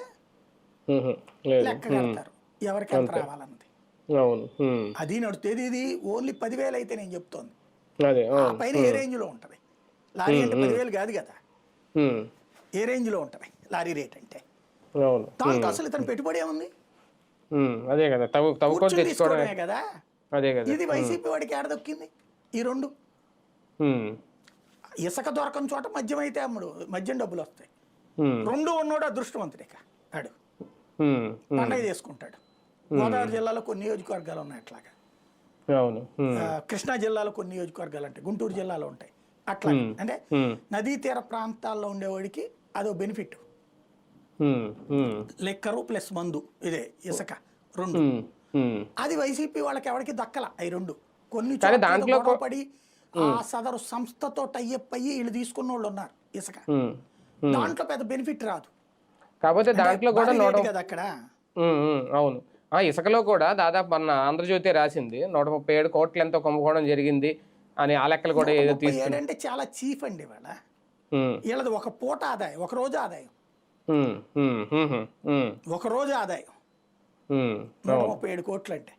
అదే కదా, అదే కరెక్ట్ గా ఎంత అనేది రాదు, ఒక వార్త అయితే రాశారు. మళ్ళీ రాస్తూనే ఉంటారు, నెక్స్ట్ దాన్ని ఏమన్నా తీస్తారేమో అనుకున్నాం. ఇది సంబంధించి అయితే ఒకటిసారి ఈ వారంలో సూపర్ 6 హామీలు ఇవన్నీ పక్కకి వెళ్ళిపోతున్నాయి కంప్లీట్గా. ఇదే లెక్కర్ స్కామ్ వ్యవహారం, మిథున్ రెడ్డి అరెస్ట్ అయిన తర్వాత మొత్తం అదే చర్చకి అయితే వచ్చింది. కానీ ఈ లోపల వాళ్ళే గుర్తు చేసుకున్నట్టుగా అచ్చెన్నాయుడు గారు చేసిన వ్యాఖ్యలు ఒక రకంగా ఒక క్లారిటీ ఇచ్చాయా, లేదంటే కొత్త వివాదాన్ని ఏమైనా సృష్టించాయా కూటమి ప్రభుత్వంలో? ఏం లేదు, సైకలాజికల్గా ప్రిపేర్ చేస్తున్నారు అంతే. మేము చాలా చేద్దాం అనుకున్నాం, చాలా చేశాము. అసలు మీరందరూ చాలా ప్రశాంతంగా ఉన్నారు. ఒకప్పుడు మీరు ఇంట్లో అన్నం తింటే గబక్కని వచ్చేసి వండిన అన్నాన్ని లాక్కెళ్ళిపోయేవాళ్ళు, వాళ్ళు కూర లాక్కెళ్ళిపోయేవాళ్ళు, మందేమో చండాలపై ఇచ్చేసేవాళ్ళు. వాళ్ళందరూ అస్సలు మంచోళ్ళు కాదండి, వాళ్ళందరూ దానవులు. ఒరిజినల్ మానవులం మేము, దేవతామూర్తులం మేము, రాక్షసుల నుంచి మిమ్మల్ని రక్షించడానికి అవతరించినటువంటి తరం మాది. మేము ఇలాంటి సందర్భంలో మీకు 1 by 1 చేసుకుంటూ వస్తున్నాము. ఇట్లాంటివి చేయాలంటే రాష్ట్రాన్ని అమ్మేయాలమ్మా, అందుకని ఆగుతున్నాము. దీనికి బదులుగా ఏదో ఒకటి ఆల్టర్నేటివ్ స్కిల్ డెవలప్మెంటా ఇంకోటా ఇవి చేస్తూ ఉంటాము. మీ జీవితానికైతే ఏ ప్రాబ్లం లేదు అనేటటువంటి ఒక భరోసాని ఇచ్చే ప్రయత్నం అయితే చేస్తూ ఉన్నారనమాట. అది ఇక్కడ జరుగుతున్నటువంటి వ్యవహారం. అంటే పథకాలు అయితే ఇంకా అమలు చేయలేమని చెప్తున్నారా ఇండైరెక్ట్ గా? పథకం అంతే, అంటే ఆ పథకం అమలు చేయడం వీళ్ళ వల్ల కాదు, నిరుద్యోగ భృతి వీళ్ళ వల్ల కాదు, 50 ఏళ్లకే పెన్షన్ అన్నటువంటి వీళ్ళ వల్ల కాదు, దాని ఊసే లేదులేండి, అసలు ఆ ఊసే ఎత్తట్లేదు. ఈ 3 కూడా వీళ్ళ వల్ల కాదు. అన్నదాత సుఖీభావ వేరే దాంట్లో వచ్చి ఇప్పుడు అదేదో ఇవాళ మొన్న సాక్షి వాళ్ళు రాశారు, తల్లికి వందనం కూడా పడట్లేదని, డబ్బులు సగమే పడుతున్నాయని. ఇప్పుడు కేంద్ర ప్రభుత్వం డబ్బులు ఏ పడతాయట, అది ఎంత వేస్తారో అంత తగ్గించారట వీళ్ళకి. అంటే స్కాలర్షిప్ ఉన్నటువంటి వాళ్ళకి ఆ స్కాలర్షిప్ డబ్బులు పడితే ఆ మిగతా వేసారట వీళ్ళకి. అది ఇప్పుడు తాజాగా వీళ్ళు ఇస్తున్న సాంఘిక సంక్షేమ శాఖ వాళ్ళు. అది ముందు చెప్పలేదు ఎవరికి, అది చెప్పలేదు. అది ఆయన అయితే అట్లా కాదు, మొత్తం ఇచ్చాడు కదా. అవును, జగన్ మొత్తం ఇచ్చాడు. అవును. కానీ తల్లుల నుంచి వ్యతిరేకత వస్తుందా? తల్లుల నుంచి ఆడబిడ్డల నుంచి వ్యతిరేకత వస్తుందా రేపొద్దున్న ఇలాగే కంటిన్యూ అయితే? పట్టించుకోవాలి. జనం ఎప్పుడు పోరాడారండి, అది గుర్తుపెట్టుకోవాలి. జనం ఎప్పుడు పోరాడరు, తిట్టుకుంటారు. మళ్ళీ వాళ్ళకి అవకాశం వచ్చినప్పుడు తప్పించి ఏమీ ఉండదు. అంటే ఆడబిడ్డని ఇది అనేది వీళ్ళ మార్క్ అయ్యి ఉండేది కదా సార్ సెపరేట్గా. ఇంతకుముందు జగన్ తల్లికి వందనం అనేది అమ్మఒడిని తల్లికి వందనంగా మార్చారు. వీళ్ళ మార్క్ వచ్చేదాన్నే వీళ్ళు ఆపుకోవడం అదొక స్వయంకృత అపరాధం అవుదా రేపొద్దున? అంటే ఇప్పుడు బేసిక్ కాన్సెప్ట్ ఒకటే, పబ్లిక్ గురించి ఆలోచిస్తే మనం ఇచ్చిన మాట ఏది తప్పినా సమస్య. పబ్లిక్ గురించి ఆలోచించేది ఎవరు? ఇప్పుడు పబ్లిక్ని గురించి ఆలోచిస్తే వాళ్ళు నష్టపోతారు, కష్టపడతారనే ఆలోచన ఏముండదు ఇక్కడ. అది గుర్తుపెట్టుకోవాలి. ఇక్కడ చెయ్యరు, వాళ్ళు ఏం చేయాలనుకుంటారో అదే చేస్తారంతే. కానీ ఈ సూపర్ సిక్స్ హామీలో లేదంటే ఎన్నికలకు ముందు వీళ్ళు ఇచ్చిన మేనిఫెస్టో విషయంలో పవన్ కళ్యాణ్ గారి షూరిటీ అయితే కొంతవరకు ఉంది. చాలా వరకు ఇప్పుడు పబ్లిక్ మాట్లాడిన మాటల్లో మీరు ఎవరిని చూసి ఓటేశారంటే పవన్ కళ్యాణ్ గారిని నమ్మాం, పవన్ కళ్యాణ్ గారిని చూసాం అనేది ఎక్కువ బాగా వినిపిస్తోంది.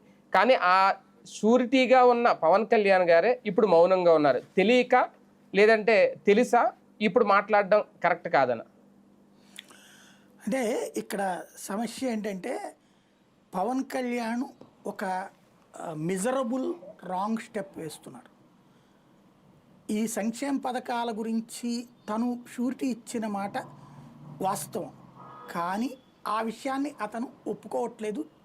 ఇదే ఆ విషయాన్ని ఏది తెలియనట్టు ప్రవర్తిస్తున్నాడు. ప్లస్ పరిపాలన బాగుంది, అంత సవ్యంగా జరిగిపోతుంది అని తను నమ్ముతున్నాడు, అది నమ్మమంటున్నాడు. ఇప్పుడు తన దగ్గర ఉన్నటువంటి అభిమానులు, తన కార్యకర్తలు ఎవరైతే ఉంటారో వాళ్ళందరూ కూడా ఈ పేద కుటుంబాల నుంచి వచ్చినటువంటి వాళ్ళే. వాళ్ళకి వాళ్ళ ఇంట్లో తెలియదా? ఒక రకంగా మొన్నటిసారి ఎలక్షన్స్లో జనసేనకి ఓట్లు ఎందుకు అంత సీరియస్గా పడ్డాయి అంటే ఎవరు చెప్పారో కానీ ఒక స్ట్రాటజిక్ గేమ్ ప్లే చేసింది. నాగబాబు గారు ట్రైనింగ్ ఇచ్చారంటున్నారు. అప్పుడు ప్రతి జన సైనికుడు కూడా వాళ్ళ ఇంటి దగ్గరికి వెళ్ళి, వాళ్ళ బంధువుల దగ్గరికి వెళ్ళి ప్రమాణాలు చేయించుకున్నారట వాళ్ళ మీద, వాళ్ళ నెత్తి మీద. పవన్ వస్తే మారిపోతుంది, అద్భుతం, చంద్రబాబు ఏదన్నా చంద్రబాబు మీకు నచ్చకపోయినా సరే ఖచ్చితంగా పవన్ కళ్యాణ్ బాగు చేస్తాడు, అతనికి ఇవ్వాల్సిందే ఈసారి, ప్రమాణం చేయండి అని చెప్పి వాళ్ళ మీద ప్రమాణాలు చేయించుకున్నారు, తల్లులతో తండ్రులతో, అట్లాగే వృద్ధులతో వాళ్ళ ఇంట్లో. ఎస్పెషల్లీ కాపు సామాజిక వర్గంలో ప్రతి ఇంట్లో ఇది జరిగిందట. దాని ఇంపాక్ట్ ఓట్లు పడ్డాయి వాళ్ళకి. ఇప్పుడు ఆ పథకాలు లేకపోయినా తాము ప్రశాంతంగా బతుకుతున్నాం అనుకున్నారు అనుకోండి, పవన్కి పెద్ద ప్రాబ్లం ఏం లేదు. అసలు ఈ పథకాలు ఇవ్వడం వల్లే రాష్ట్ర నాశనం అయిపోతుందని వాళ్ళందరూ భావించారు అనుకోండి, నష్టమేం లేదు. కానీ ఇప్పుడు ఇది ఎట్లా ఉంటుందంటే సింపుల్ లాజిక్. నేను ఇదివరకు నెలవారీ జీతం మీద డిపెండ్ అయ్యాను, ఆ జీతానికి అనుగుణంగా నా బడ్జెట్ పెట్టుకున్నాను. ఇప్పుడు ఇవాళ మనం ఈ నెట్వర్క్ నడుపుకుంటున్నాం. ఇప్పుడు నెల అయ్యేటప్పటికి నేనేం చూడాలి? ఈ జీతాలు ఎంత ఇవ్వాలా, నెక్స్ట్ మన ఖర్చులు ఎంత అవుతాయి, ఇవి అనేది చూడాలి. ఈ స్టేజ్కి వచ్చాక ఇప్పుడు నేను మళ్ళీ నాకు అక్కడ ఉద్యోగం ఆఫర్లు ఇస్తున్నా వెళ్ళలేకపోతున్నాను. ఎందుకని? ఇది అలవాటు పడిపోయా నేను. ఇంకోటి ఏం కనబడుతుంది, అక్కడ నేను తీసుకున్న జీతంతో పోల్చుకుంటే ఇప్పుడు నా ఇన్కమ్ ఎక్కువ, కానీ ఇది ఖర్చుకి వెళ్ళిపోతుంది, వీలేదు ఉండదు. కానీ నాకు ఇది ఇంత ఆదాయం నేను సంపాదించి సరే ఖర్చులు పెడతాం పోనిద్దాం, కానీ మళ్ళీ వెనక్కి ఎందుకు తగ్గాలి అని అనిపిస్తుంది. వెనక్కి తగ్గిన ఖర్చులు తగ్గం, ఆదాయం తగ్గుతుంది కానీ. ఇది సహజ సిద్ధంగా మానవ సూత్రం. అవును. ఇప్పుడు గతంలో ఈ డబ్బులకి అలవాటు పడ్డటువంటి వాళ్ళు ఇవాళ ఆ డబ్బు లేకపోయినా సంపాదించుకునే స్థాయిలో వీళ్ళు ఏమైనా సదుపాయాలు, అదే ఆ పథకాలు, అదే ఈ పథకాలు కాదు, డబ్బులు ఇచ్చే పథకాలు కాదు, ఆ వ్యాపారాలు ఆ స్థాయిలోకి ఎదిగిపోయి, ఇప్పుడు ఫర్ ఎగ్జాంపుల్ ఒక కూలీ కుటుంబానికి ముఠా కార్మికుడి కుటుంబం ఉందండి, నెలకతను 15,000 సంపాదించేవాడు, ఈ ప్రభుత్వం ఇచ్చింది ఏడాదికో 50,000 వచ్చింది. అతను సాఫీగా సాగిపోయింది. ఎందుకు? పై ఖర్చులు ఇవన్నీ దీంతో వెళ్ళిపోయింది. బట్టలు కొనాలా, లేకపోతే పిల్లాడికి ఏదైనా సైకిల్ కొనిపెట్టాలా, ఇట్లాంటివి వెళ్ళిపోయినాయి. అదే ఇప్పుడు వచ్చేటప్పటికి అతని దాని మీదనే ఆధారపడి ఉన్నప్పుడు, ఇది రానప్పుడు అతనికి కనుక అతని సంపాదన ఈ 10,000 నుంచి 15,000కో 20,000కో వెళ్ళిపోయింది అనుకోండి, ప్రాబ్లం లేదు. అవును. అలా కాకుండా అతని సంపాదన అంతే ఉండి ఇది రానప్పుడు వ్యతిరేకత వస్తుంది. ఇది లేబర్కి ఎక్కువ అవుతుంది సమస్య. రెండోది, వచ్చే సంపాదనలో మద్యానికి ఎక్కువ వెళ్ళిపోతుంది అనుకోండి, ఇంట్లో నెగిటివ్ వస్తుంది. ఒక రకంగా చెప్పాలంటే జగన్ టైంలో మహిళా సాధికారత లభించింది. చంద్రబాబు గారు మహిళా సాధికారత గురించి మాట్లాడుతుంటారు, కరెక్ట్. మహిళా సాధికారత ఆయన తీసుకొచ్చినటువంటి డ్వాక్రా గ్రూపుల సిస్టమ్ కేంద్ర ప్రభుత్వం దేశవ్యాప్తంగా చేస్తే సక్సెస్ఫుల్గా అమలు చేసింది ఆంధ్రప్రదేశ్. 1,000,000 గ్రూపులు, 1,000,000 మంది సభ్యులుగా ఉన్నారు, 1,000,000 మంది. దానివల్ల ఏమైంది? మహిళలు ఒక స్వయం సమృద్ధి సాధించారు. నిదానం అంటే ఓ రకంగా ఒకప్పుడు ఇళ్లలో మగవాళ్ళు ఇస్తే తప్పించి దేనికి సాధ్యం కాని స్టేజ్ నుంచి అవసరమైతే మగాడికి మందుకు ఇంత డబ్బులు ఇచ్చే స్థితికి మహిళ వచ్చింది. లేబర్ ఎస్పెషల్లీ ఆడవాళ్ళు కూలి పనికి వెళ్ళి తీసుకొచ్చి ఇవ్వడం కాకుండా ఈ డ్వాక్రాలు, ఈ సిస్టమ్ వల్ల కొంత సోర్స్ ఆఫ్ ఇన్కమ్ వాళ్ళకు ఉంది. అదే సాధికారత అంటే. అంతే, మహిళా సాధికారత. అలాంటి స్టేజీలో ఇప్పుడు వాళ్ళు ఒక్కసారిగా చేతిలో డబ్బులు లేని వాళ్ళుగా మిగిలితే, అంటే ఇంట్లో వాళ్ళ పరిస్థితి ఒక్కసారిగా ఏమైపోతుందో చూడండి. ఇప్పుడు నేనే ఉన్నాను, నేను ప్రతిరోజు పొద్దున్నే 4ంటికి లేచి రాత్రి దాకా ఎందుకు కూర్చుంటాను 10-10:30 దాకా? మన వ్యూవర్ని కావాల్సిన ఇన్ఫర్మేషన్ అంతా ఇస్తూ ఉంటుంటే వాళ్ళు చూస్తుంటే 4 రూపాయలు మనకు వస్తాయి. నేను కూర్చున్నాను, నా చేతిలో డబ్బులు ఏం లేదు, రేపు పొద్దున మా ఆవిడ నాకు కూడెడుతుందా? సంపాదించబోతే ఏం పెట్టమంటావురా అని అడగదా? ఎక్కడి నుంచి? పాప మా మాత్రం ఏం చేస్తుంది? ఈ ఇళ్ల పరిస్థితి అదే కదా. అప్పుడు వాళ్ళ అసంతృప్తిని చల్లార్చగలిగితే భవిష్యత్తులో వీళ్ళ ప్లాన్ ఓకే. వీళ్ళు ఏం చేస్తున్నారు? వాళ్ళ ఆదాయ వనరులు అయ్యే పెరిగిపోతలే రేపు పొద్దున. రెండవది వచ్చేటప్పటికి ఈ డబ్బులు అంతా కూడా జగన్ దోచేసుకున్నాడని మనం చెప్తున్నాం కాబట్టి చర్చ అటుకి వెళ్ళిపోతుంది అనుకుంటున్నారు. లేబర్కి ఇవాళ ఫస్ట్ వీళ్ళు గుర్తుపెట్టుకోవాల్సిన ఒక ఫార్ములా, 1,00,000 కోట్ల రూపాయల అవినీతి చేశాడు అన్నాకనే జగన్ని గెలిపించింది ప్రజలు, ప్రతిపక్ష నాయకుడిని చేసింది. 16 నెలలు జైల్లో ఉన్నా సరే, 16 నెలలు జైల్లో ఉన్నాడు, 1,00,000 కోట్లు తిన్నాడని చెప్పాకనే ఆయన సీఎం చేశారు. నువ్వు ఇవాళ 1,000 కోట్లు తిన్నాడు, 3,000 కోట్లు తిన్నాడంటే ఏందండి? ఎవడు పట్టించుకోవాలి? బేసిక్. ఇంకోటి, వాడికి ఎవరికి నష్టం రాలాడికి, అందరికి డబ్బులు వచ్చినాయి ఇతని వల్ల. అప్పుడు ఎందుకు అతన్ని వ్యతిరేకించాలి? ఓన్లీ మొన్న క్యాస్ట్ ఈక్వేషన్స్ పనిచేసింది. డెడ్లియెస్ట్ కాంబినేషన్ కమ్మ కాపు ఏకం కావడం. ఇంకోటి, జగన్ చేసుకున్న స్వయంకృతాపరాధం కారణంగా రెడ్లు దూరం కావటం. జగన్ స్వయంగా పవన్ కళ్యాణ్ టార్గెట్ చేయడం వల్ల కాపు సామాజిక వర్గంలో వీళ్ళకి వచ్చే ఓట్లు డిస్టర్బ్ అవటం, వెళ్ళిపోవడం అవతలకి. కాపులు గంపు కొత్తగా వెళ్ళిపోయారు. ఈయన ఎక్స్పెక్ట్ చేసిన బీసీలు రాలా. తెలుగుదేశం నుంచి ఇటుకు వస్తారనుకున్న బీసీల కోసం ఈయన చాలా పాచికలు వేశాడు. వాళ్ళకి డబ్బులు ఇచ్చాడు బీసీ నేస్తాలు, అట్లాగే వాళ్ళకి సంబంధించి బోలెడు పదవులు ఇచ్చాడు, వాళ్ళకి సీట్లు కూడా పెంచారు, ఎన్నికల ముందు విపరీతంగా పెంచాడు. కానీ బీసీలే ఇతన్ని ఓన్ చేసుకోవాలా, చంద్రబాబుని ఓన్ చేసుకున్న వాళ్ళు వాళ్ళ నుంచి వదల్లా. ఆ విధమైన రాజకీయ తప్పిదం జగన్ ఓడించింది. కానీ వీళ్ళు ఏమనుకుంటున్నారు? పథకాలు ఇచ్చినా ఓడిపోయాడు, ఏముందిలే ఇదే కాంబినేషన్ మనం ఉంటాం కదా అనుకుంటున్నారు.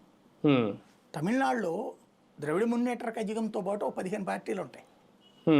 ఆల్ ఇండియా అన్న ద్రవిడ మున్నేట్ర కజగంతో పాటు 15 పార్టీలు ఉంటాయి. మార్పు రాలేదా? బేసిక్గా ఒరిస్సాలో బిజు జనతా దళతో పాటు 5-6 పార్టీలు పొత్తులు ఉన్నాయి. బీజేపీ రాలేదు మొన్న. అవును. అట్లాగే అఖిలేష్ యాదవ్తో పాటు ఐఎన్డీఏ కూటమి కుప్పలు తెప్పలు ఉంది ఉత్తరప్రదేశ్లో. బీజేపీ రాలేదు అక్కడ. వ్యతిరేకత అవతల మీద వచ్చేస్తే నువ్వు ఎంత చెట్టు కట్టినా ఏమీ కాదు. అంటే పొత్తు ధర్మంలో భాగంగా కూడా మౌనంగా ఉండాల్సిన పరిస్థితి ఏమన్నా ఉందా పవన్ కళ్యాణ్ గారి ముందు? ఆయనకి ఈ రాజకీయ అవగాహన లేదండి బేసిక్గా. తనకి ఓన్లీ వన్ మ్యాన్ ఎజెండా. ఆయన జగన్ రాకూడదు అంతే. చంద్రబాబు నాయుడు రైట్ మనిషి, జగన్ చెడ్డోడు, చంద్రబాబు. అంటే 2024 మేనిఫెస్టో మీద పవన్ కళ్యాణ్ గారి బొమ్మ కూడా పక్కన ఉందని ఆయనకు తెలుసు. ఆయన ఇచ్చిన బాండ్ల మీద ఆయన ఫోటోతో పాటు ఆయన సంతకం ఉందన్న సంగతి ఆయనకు తెలుసు. ఇంతకుముందు కౌలు రైతుల కుటుంబాలకి, చనిపోయిన కుటుంబాలకి వెళ్ళి పరామర్శించి ₹1,00,000 ఇచ్చి వచ్చిన పవన్ కళ్యాణ్ గారు ఇప్పటికీ రైతులకు డబ్బులు పడలేదు అన్న విషయం కూడా ఆయన తెలుసు. ఇంకా మిగిలిన పథకాలు చాలా రాలేదు, అందలేదని తెలుసు. అయినా సరే ఆయన అద్భుతంగా ఉంది అని అనడం, సూపర్ సిక్స్ హామీలు అమలు చేసేస్తున్నారు కదా, ఇంకేముంది అంటే ఆయనకి తెలియక, లేదంటే చెప్పట్లేదా, తెలిసి ఆయన సైలెంట్గా ఉంటున్నారా అని? ఆయన కూడా రాజకీయమే నేర్చుకున్నాడు. ఇప్పుడు ఇదివరకు రాజకీయం రాదన్నారు, ఇప్పుడు ఆయన కూడా రాజకీయమే నేర్చుకున్నాడు. వచ్చేసిందా ఏడాది? మేబీ ఎలక్షన్స్కి ఒక ఏడాది ముందు నుంచి. అంటే ఇప్పుడు రోజు జగన్ మీద ద్వేషాన్ని అలాగే పెంచుతూ ఉంటాడు. ఎలక్షన్స్ ముందు ఏమంటాడు, మనం చాలా ఇద్దాం అనుకున్నాం, కాకపోతే జగన్మోహన్ రెడ్డి ఇప్పుడు అంటే నెక్స్ట్ ట్రిప్ వీళ్ళు ఏం చేస్తారు నాకు తెలిసి అటు ఇటు కాకుండా బీజేపీ మీదకు తోసేస్తారేమో అనిపిస్తుంది. నిజమే మరి, అది బీజేపీ మీదకు తోసేస్తారేమో. సెంటర్లో మేము ఆశ పెట్టుకున్నాం, వాళ్ళు జరగొట్టడం వల్ల జరిగిందని అటు తోసేస్తారా? ఇప్పటికే ప్రతిదానికి కేంద్రాన్ని లింక్ చేస్తున్నారు. రైతుల విషయంలో కానీ, వాళ్ళకి వచ్చే మద్దతు ధర విషయంలో కానీ. ఇప్పుడు కూడా ఇందాక మీరు చెప్పారు కదా, తల్లికి వందనకు సంబంధించి కొంత డబ్బు వాళ్ళు వేయాలని, ఇలా ప్రతిదానికి లింక్ చేస్తున్నారు. ఇప్పుడు అన్నదాత సుఖీబాబు కూడా లింక్ అదే కదా, అదే చేస్తారు రేపు పొద్దునేమో. అయితే పవన్ కళ్యాణ్ ఆ ధైర్యం చేస్తాడా, లేదా అప్పుడు వీళ్ళు గనక అతను అడిగినట్టు ఇవ్వనన్నారు అనుకోండి, అంటే అతను ఏమైనా చేయగల సమర్థుడు, మాటకారి, తెలుగు మీద పట్టుంది, తను ఏం చెప్తే అది మా దేవుడు అని నమ్మేటటువంటి బ్యాచ్ ఉన్నారు. లేదా మా కులపోడు ఎదుగుతున్నాడు, ఇప్పుడే మా కులానికి ఒక ఓట్ బ్యాంక్ కింద తయారవుతున్నాము, అతన్ని మనం సస్టైన్ చేయాల్సిందే అని భావించేటటువంటి విధంగా సామాజిక వర్గం తోడుంది. ఇవి అతనికి ఫెచ్చింగ్. అలాగని అతను అధికారంలోకి రాలేడని తెలుసు, కాబట్టి కలిసి జాయింట్గా తెలుగుదేశంతో కలిసి వెళ్తేనే బెటర్ అన్నటువంటి. తమ నాయకుడిని కాపాడుకోవాలని తమ కులం అంతా వెనకాల ఉంటుంది అన్నటువంటిది అతని నమ్మకం. అది ఆ సపోర్ట్ అయితే ఎప్పటికీ ఉంటుంది, ఎక్కడికి వెళ్ళిపోతుంది. సార్ నెక్స్ట్ ఇప్పుడు రేపు ఆగస్టు 15వ తేదీన ఉచిత బస్సు ప్రయాణం అమలు అయిపోద్ది అన్నట్టుగానే ఉంది దాదాపుగా. మరి లాస్ట్ మినిట్లో అయినా తేడా వస్తే చెప్పలేం కానీ ఇప్పుడు దానికి సంబంధించి ఆల్రెడీ అధికారులతో మాట్లాడారు, అంతా అయిపోయింది. తాజాగా తెలంగాణ ప్రభుత్వం నిన్న ఒకటి రిలీజ్ చేసింది. 200 కోట్ల వరకు దాని మీద ఖర్చు పెట్టాము అనేది వాళ్ళు సెలబ్రేషన్స్ కూడా చేసుకున్నారు. అయితే ఓకే, వాళ్ళదేమో లోటు బడ్జెట్, మిగులు బడ్జెట్ రాష్ట్రం, మన లోటు బడ్జెట్ అనేది మొదటి నుంచి చెప్తూ ఉంటారు.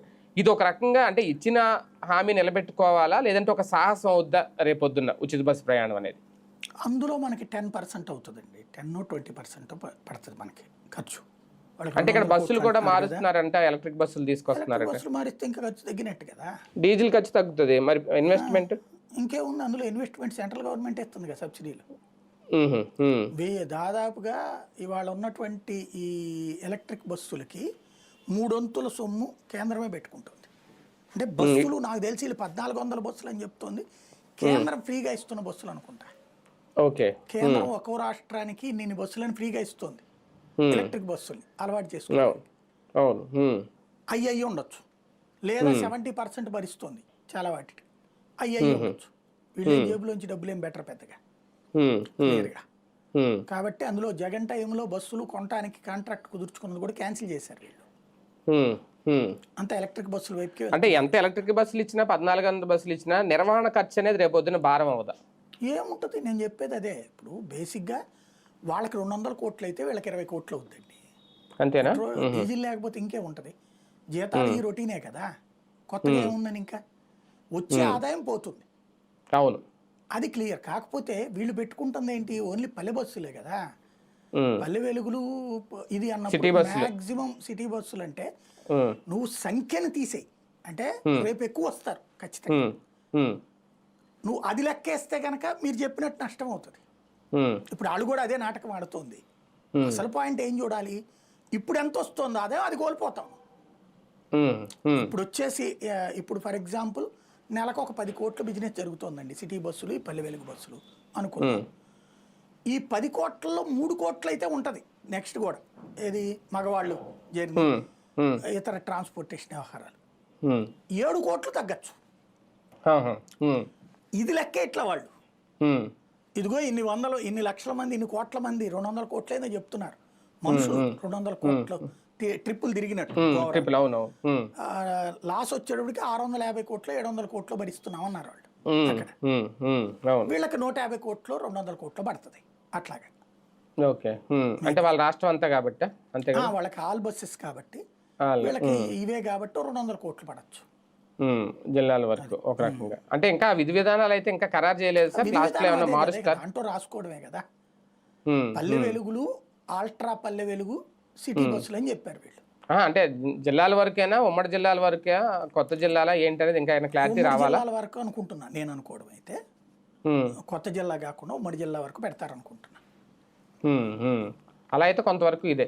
కానీ అంటే ఇంతకుముందు కూడా ఈ పాయింట్ రేజ్ అయింది అప్పుడు కూడా, ఇలాంటివి వస్తే ఆటో కార్మికుల ఉపాధి ఏమన్నా కొట్టినట్టు అవుతుందో, వాళ్ళ పొట్టు కొట్టినట్టు అవుతుంది. ఇప్పుడు వాళ్ళకి ఇచ్చే ఆ వాహన మిత్రాన్ని 10,000 ఇచ్చేవాడు ఆయన, ఇప్పుడు అది కూడా రావట్లేదు అంట కదా, ఇవ్వట్లేదు అనేది, అది ఏమన్నా ఇష్యూ అవుతుంది, ప్రాబ్లం అవుతుంది వాళ్ళకి? కొంత ఇబ్బంది ఉంటుంది ఖచ్చితంగా. ఎందుకంటే ఇప్పుడు హైదరాబాద్ లాంటి చోట్ల అయితే పెద్ద ప్రాబ్లం ఏమి ఉండదండి. కానీ అక్కడ పల్లెల్లో బాగా ఇబ్బంది పడింది ఏంటంటే, ఇదివరకు ఆటో అంటే ఒక మన దాన్ని ఏమంటారు క్యాబ్ టైపు, ఇది మనం ఒక్కలమే ఎక్కుతాం, మనకు దీనికి ఇంతని ఛార్జ్ కడతాం. ఆ స్టేజ్ నుంచి 7 సీటర్ ఆటోలు వచ్చేసేసాక మామూలు ఆటోల్ని కూడా వీటిని మళ్ళించేసారు. ఆ సర్వీస్ ఆటోలు వలన వాస్తవంగా చెప్పాలంటే వాళ్ళ ఖర్చు పోను పర్ డే కనీసం 700, మ్యాక్సిమం 1,500 మిగులుతుంది వాళ్ళకి. 700 మినిమం, ఏది డీజిల్ ఖర్చులు ఇవన్నీ పోను 700 మినిమం, ఏది రోజులో 8 గంటలు పనిచేస్తాయి. ఆ పైన ఇంకో 4 గంటలు కష్టపడ్డారంటే 1,200, 1,300. ఒక రోజు మంచి రోజు ఉందనుకుంటే ఇంకో రూపాయి ఎక్కువ వచ్చింది. ఈ డబ్బులు వస్తూ ఉన్నాయి ఇప్పుడు. ఇది వచ్చినప్పుడు ఎక్కువగా ఇట్లా వెళ్లే వాళ్ళలో మహిళలే ఉంటారు. సర్వీస్ ఆటోలు మహిళలే ఎక్కువ ఉంటారు సర్వీస్ ఆటోల్లో. వాళ్ళు ఆ బస్సు ఎక్కడం బిగిన్ చేస్తే తగ్గుతుంది. అందులో పల్లె ప్రాంతాల్లోనే కదా రూపాయి మిగిల్చుకోవాలనుకుంటారు, కానీ పల్లె ప్రాంతాల్లో రూపాయి ఖర్చు పెడదాం అనుకోరు. మామూలు ఆటో ఎక్కకుండా సర్వీస్ ఆటో ఎందుకు ఎక్కుతున్నారు? మామూలు ఆటోకు 100 రూపాయలు డబ్బులు దండగాని, 10 రూపాయలు అంతే అంతే. అది ఇదివరకు ఏంటంటే ఆడవాళ్ళు పక్కన మగవాళ్ళు ఉంటే కూర్చోడానికి ఒప్పుకునేవాళ్ళు కాదు, అంటే బంధువులు అయితే ఓకే గాని. ఇప్పుడు సర్వీస్ ఆటోలో ఒకరికొకరు అనుకుంటూనే కూర్చుంటున్నారు కదా, ఒకళ్ళు కూర్చోవడమే ఒక రకంగా చెప్పాలంటే. అది అలవాటు అయిపోయాక ఈ తొక్కేసలాటం పెద్దగా పట్టించుకోరు. బస్సులో ఒకరికొకరు కుక్కేసుకోవడానికి కూడా ఎవరు పట్టించుకోరు. అది కొంత ఆ బ్యాచ్కి ఆటో వాళ్ళకి నష్టం ఉంటుంది ఖచ్చితంగా. మరి దానికి ఏమైనా ప్రత్యామ్నాయ ఏర్పాట్లు చేస్తారు? ఎవరు ఆయన మంత్రి గారు అన్నారంటగా. ఏం ప్రత్యామ్నాయం ఏర్పాటు చేస్తారు? ఆ డబ్బులు ఏమైనా ఇస్తారేంటి వీళ్ళు? అదే కదా. ఇంతకుముందు వాహన మిత్ర ఇస్తేనే వీళ్ళు తప్పు పట్టారు కదా, 10,000 ఇచ్చి లాగేస్తున్నాడు మళ్ళీ ట్యాక్సుల రూపంలో, అది ఇది. అదే తప్పాడు, ఇంకా అలాంటిది ఏమి ఉండదు. సరే, కీలకమైన అంశం ఈ వారంలో అంటే ఇది జిల్లాల విభజన ఆల్రెడీ అయిపోయింది, మళ్ళీ చేస్తారా లేదంటే నిజంగా అప్పుడు కొన్ని అయితే వచ్చినాయి. ఇప్పుడు కోనసీమ జిల్లా నుంచి అప్పుడు చాలా ఇష్యూ అయింది, అరకు జిల్లా గురించి అక్కడ ఏదో కొన్ని జిల్లాలు అంటే బోర్డర్లు సరిహద్దులు మార్పులు అయ్యి చేరి ఒక గ్రామం మారితే నియోజకవర్గం మారిపోయి జిల్లాలు మారిపోయినాయి సరిహద్దులు. ఇప్పుడు తాజాగా వేసిన ఈ మంత్రివర్గ ఉపసంఘం ద్వారా ఏం చేయబోతున్నారు? అసలు వీళ్ళ ఆలోచన ఏంటి? ఇక్కడ రాజకీయ కోణంలో చూసినా లేదంటే నిజంగా అక్కడ ఇష్యూ ఉందా, అవసరమా ఇప్పుడు ఈ జిల్లాల విభజన మళ్ళీ? ఆ టైంలో వీళ్ళు కొన్ని యాజిటేషన్స్ చేసి వీళ్ళ షరతులు ఏదో కొన్ని డిమాండ్స్ పెట్టారు. వీళ్ళ డిమాండే కాదు, వైసీపీ వాళ్ళ డిమాండ్ కూడా పట్టించుకోలేదు జగన్. ముందు అర్జెంట్గా వేగంగా చేయాలన్న రూట్లోనే వెళ్ళిపోయింది. బాగా పవర్ఫుల్ లీడర్ ఒకళ్ళిద్దరికి పని చేయించుకోగలిగారు, మిగతాదంతా కూడా జరిగింది. అప్పుడు చాలా మంది ద్వేషించారు జగన్, సొంత పార్టీ వాళ్ళే. ఇప్పుడు ఈ కారణాలతో అట్లాంటి అసంతృప్తులైన కార్యకర్తలు ఇటు చేర్చుకోవచ్చు. రెండోది వచ్చేటప్పటికి వీళ్ళు కోరుకున్న విధంగా జిల్లా డిజైన్ మార్చచ్చు. ఒక రకంగా చెప్పాలంటే ఇప్పుడు ఈ కమిటీ ఒక గేమ్ చేంజర్ రాబోయే రోజుల్లో. ఏం గేమ్ చేంజర్ అంటే, రాబోయే రోజుల్లో పార్లమెంటరీ అసెంబ్లీ నియోజకవర్గాల పునర్విభజన జరగబోతుంది. దానికి అనుగుణంగా చేయబోతున్నారు వీళ్ళు తెలివిగా. అంటే జిల్లాలు పెరుగుతాయా సార్ ఇప్పుడు? మళ్ళీ జిల్లాలు పెరగవు, జిల్లాల్లో నియోజకవర్గాలు ఇప్పుడు ఒక్కో జిల్లాకు పార్లమెంటరీ స్థాయి కదా. అవును అవును. ఇప్పుడు మార్పు చేర్పులు చేసేసి ఒకే జిల్లాలో పార్లమెంట్ అంతా ఉండేటట్టు చేస్తారు. కొన్ని చోట్ల 2-3 జిల్లాలకు వస్తుంది కదా. ఇప్పుడు చిత్తూరు జిల్లా నెల్లూరు జిల్లాలో కూడా వస్తుంది. చిత్తూరు ఎంపీ నెల్లూరు జిల్లా కింద వస్తాడు, అటు చిత్తూరు జిల్లాకి వస్తాడు, తిరుపతి జిల్లాకి 2 చోట్లకి అవుతుంది. మధ్యలో అక్కడ కొంచెం చెంచాడు పార్టీ చిత్తూరు కూడా వస్తాడ. అట్లాగా 3 చోట్ల ఉంటుంటుంది. అట్లాంటిది తిరుపతి ఎంపీకి ఆ ప్రాబ్లం అన్నమాట. తిరుపతి ఎంపీకి నెల్లూరును తిరుపతి జిల్లా 2 జిల్లాలు అవుతున్నాయి. అట్లాంటి సిచ్యుయేషన్స్ ఇప్పుడు సెట్ చేయొచ్చు వీళ్ళు. రెండవది ఓటర్లకి రేపు పొద్దున ఫ్యూచరు ఓట్లని మన వాళ్ళ ఓట్లని పోలరైజ్ అయ్యి ఎదురు వాళ్ళ ఓట్లని డివైడ్ చేయొచ్చు. దానికి ఒక ట్రైల్ వేస్తున్నారు ఇప్పుడు స్ట్రాటజీగా. అది సార్ ఒకసారి దేశ రాజకీయాల్లో చూసుకుంటే ప్రధానంగా ధనకడ్ రాజీనామా తర్వాత భారతీయ జనతా పార్టీకి ఒక రకంగా అనూహ్యంగా ఒక మచ్చ ఏమన్నా వచ్చి పడిందా? కాంగ్రెస్ పార్టీకి ఈ రాజీనామా అనుకూలంగా ఏమన్నా మారిందా? చేసేవాడేస్తూనే ఉంటాడు, కొత్తగా పోయింది దాంట్లో. ఏమన్నా రేపమంటారా? ఆయన రాజీనామా చేశాడు, చేయడం వెనకాల క్లియర్ కట్ కారణాలు ఆయన చెప్పలేదు, అనారోగ్యం అని చెప్పాడు. భారతీయ జనతా పార్టీ ఆయన వేధించింది.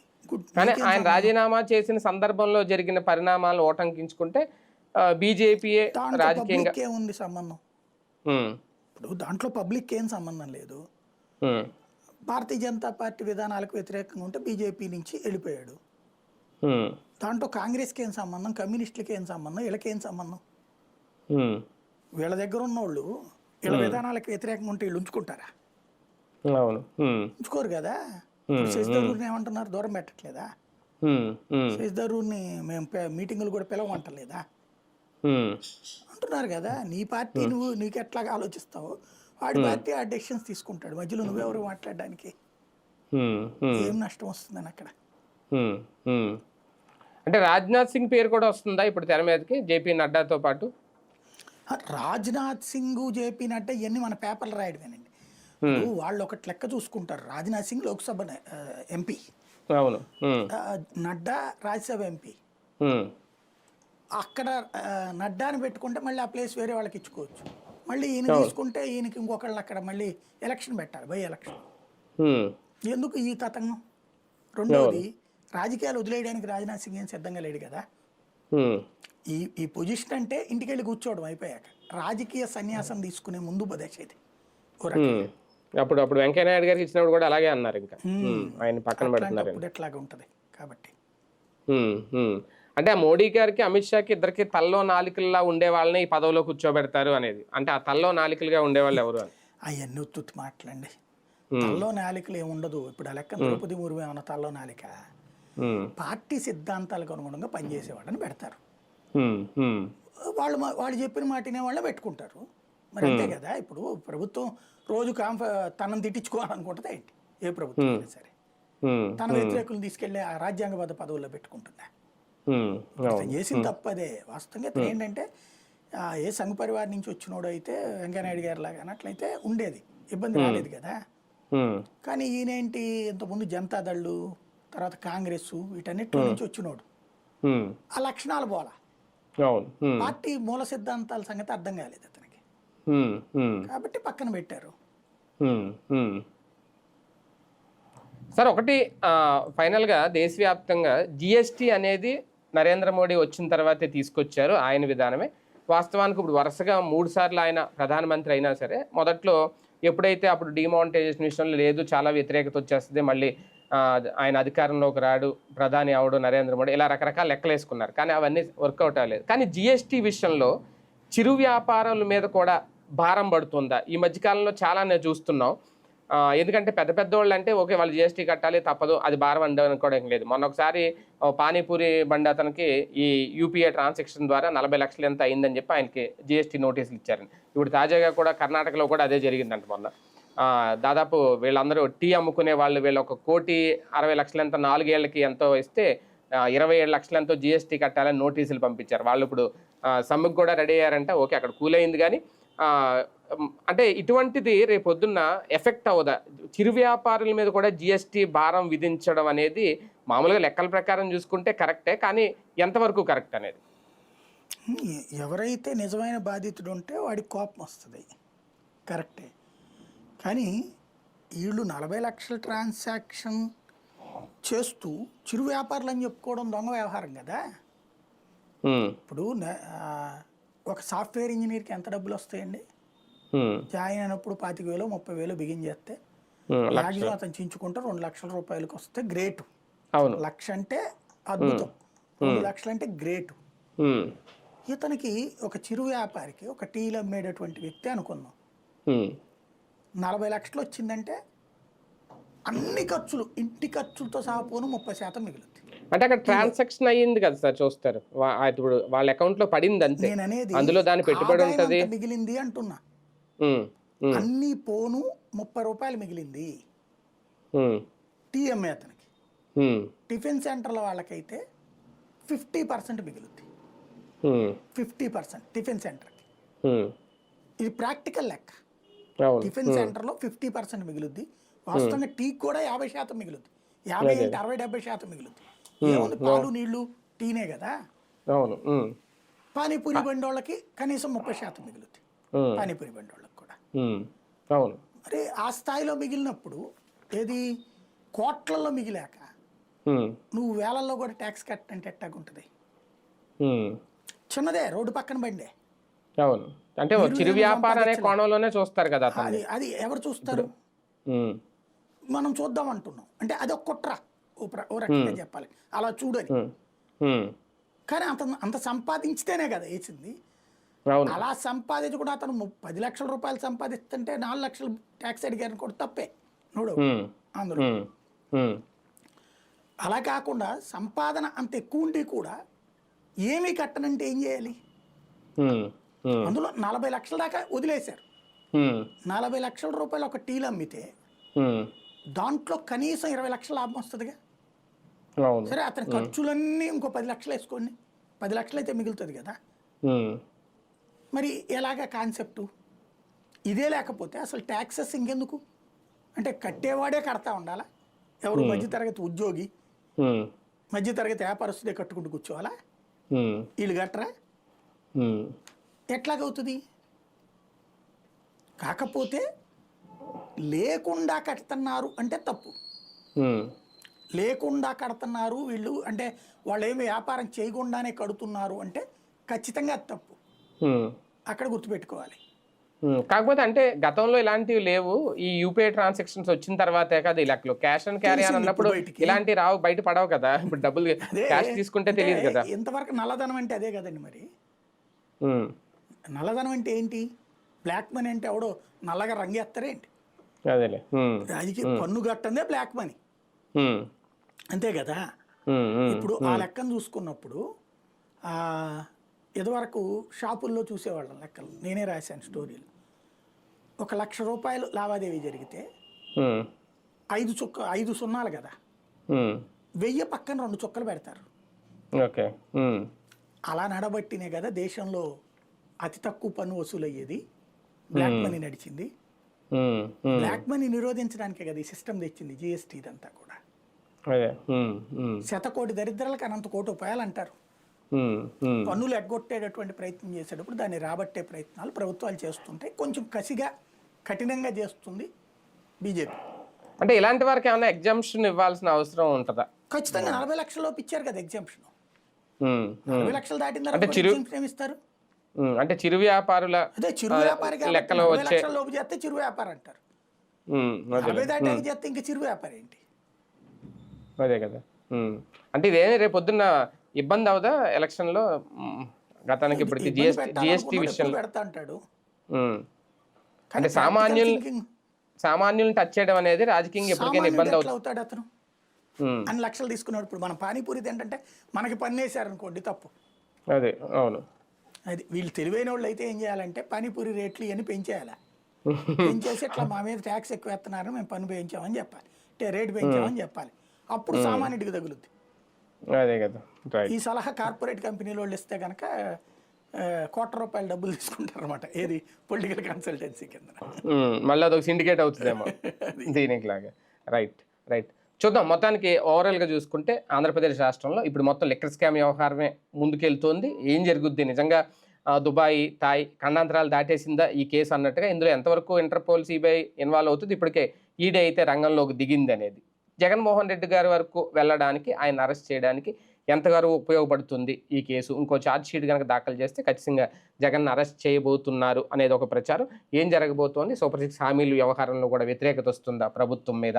అచ్చెన్నాయుడు గారు చేసిన వ్యాఖ్యలతో కానీ, లేదంటే మహిళలకు ఇస్తానన్న పథకాలు ఇవ్వకపోవడం, వీటి వల్ల ఎంతవరకు ప్రయోజనం, రేపొద్దున ఎంతవరకు నష్టం, ఇవన్నీ వేచి చూడాల్సిన అంశాలు. ఇది ఇవాల్టి వీకెండ్ విత్ జర్నలిస్ట్ సాయి.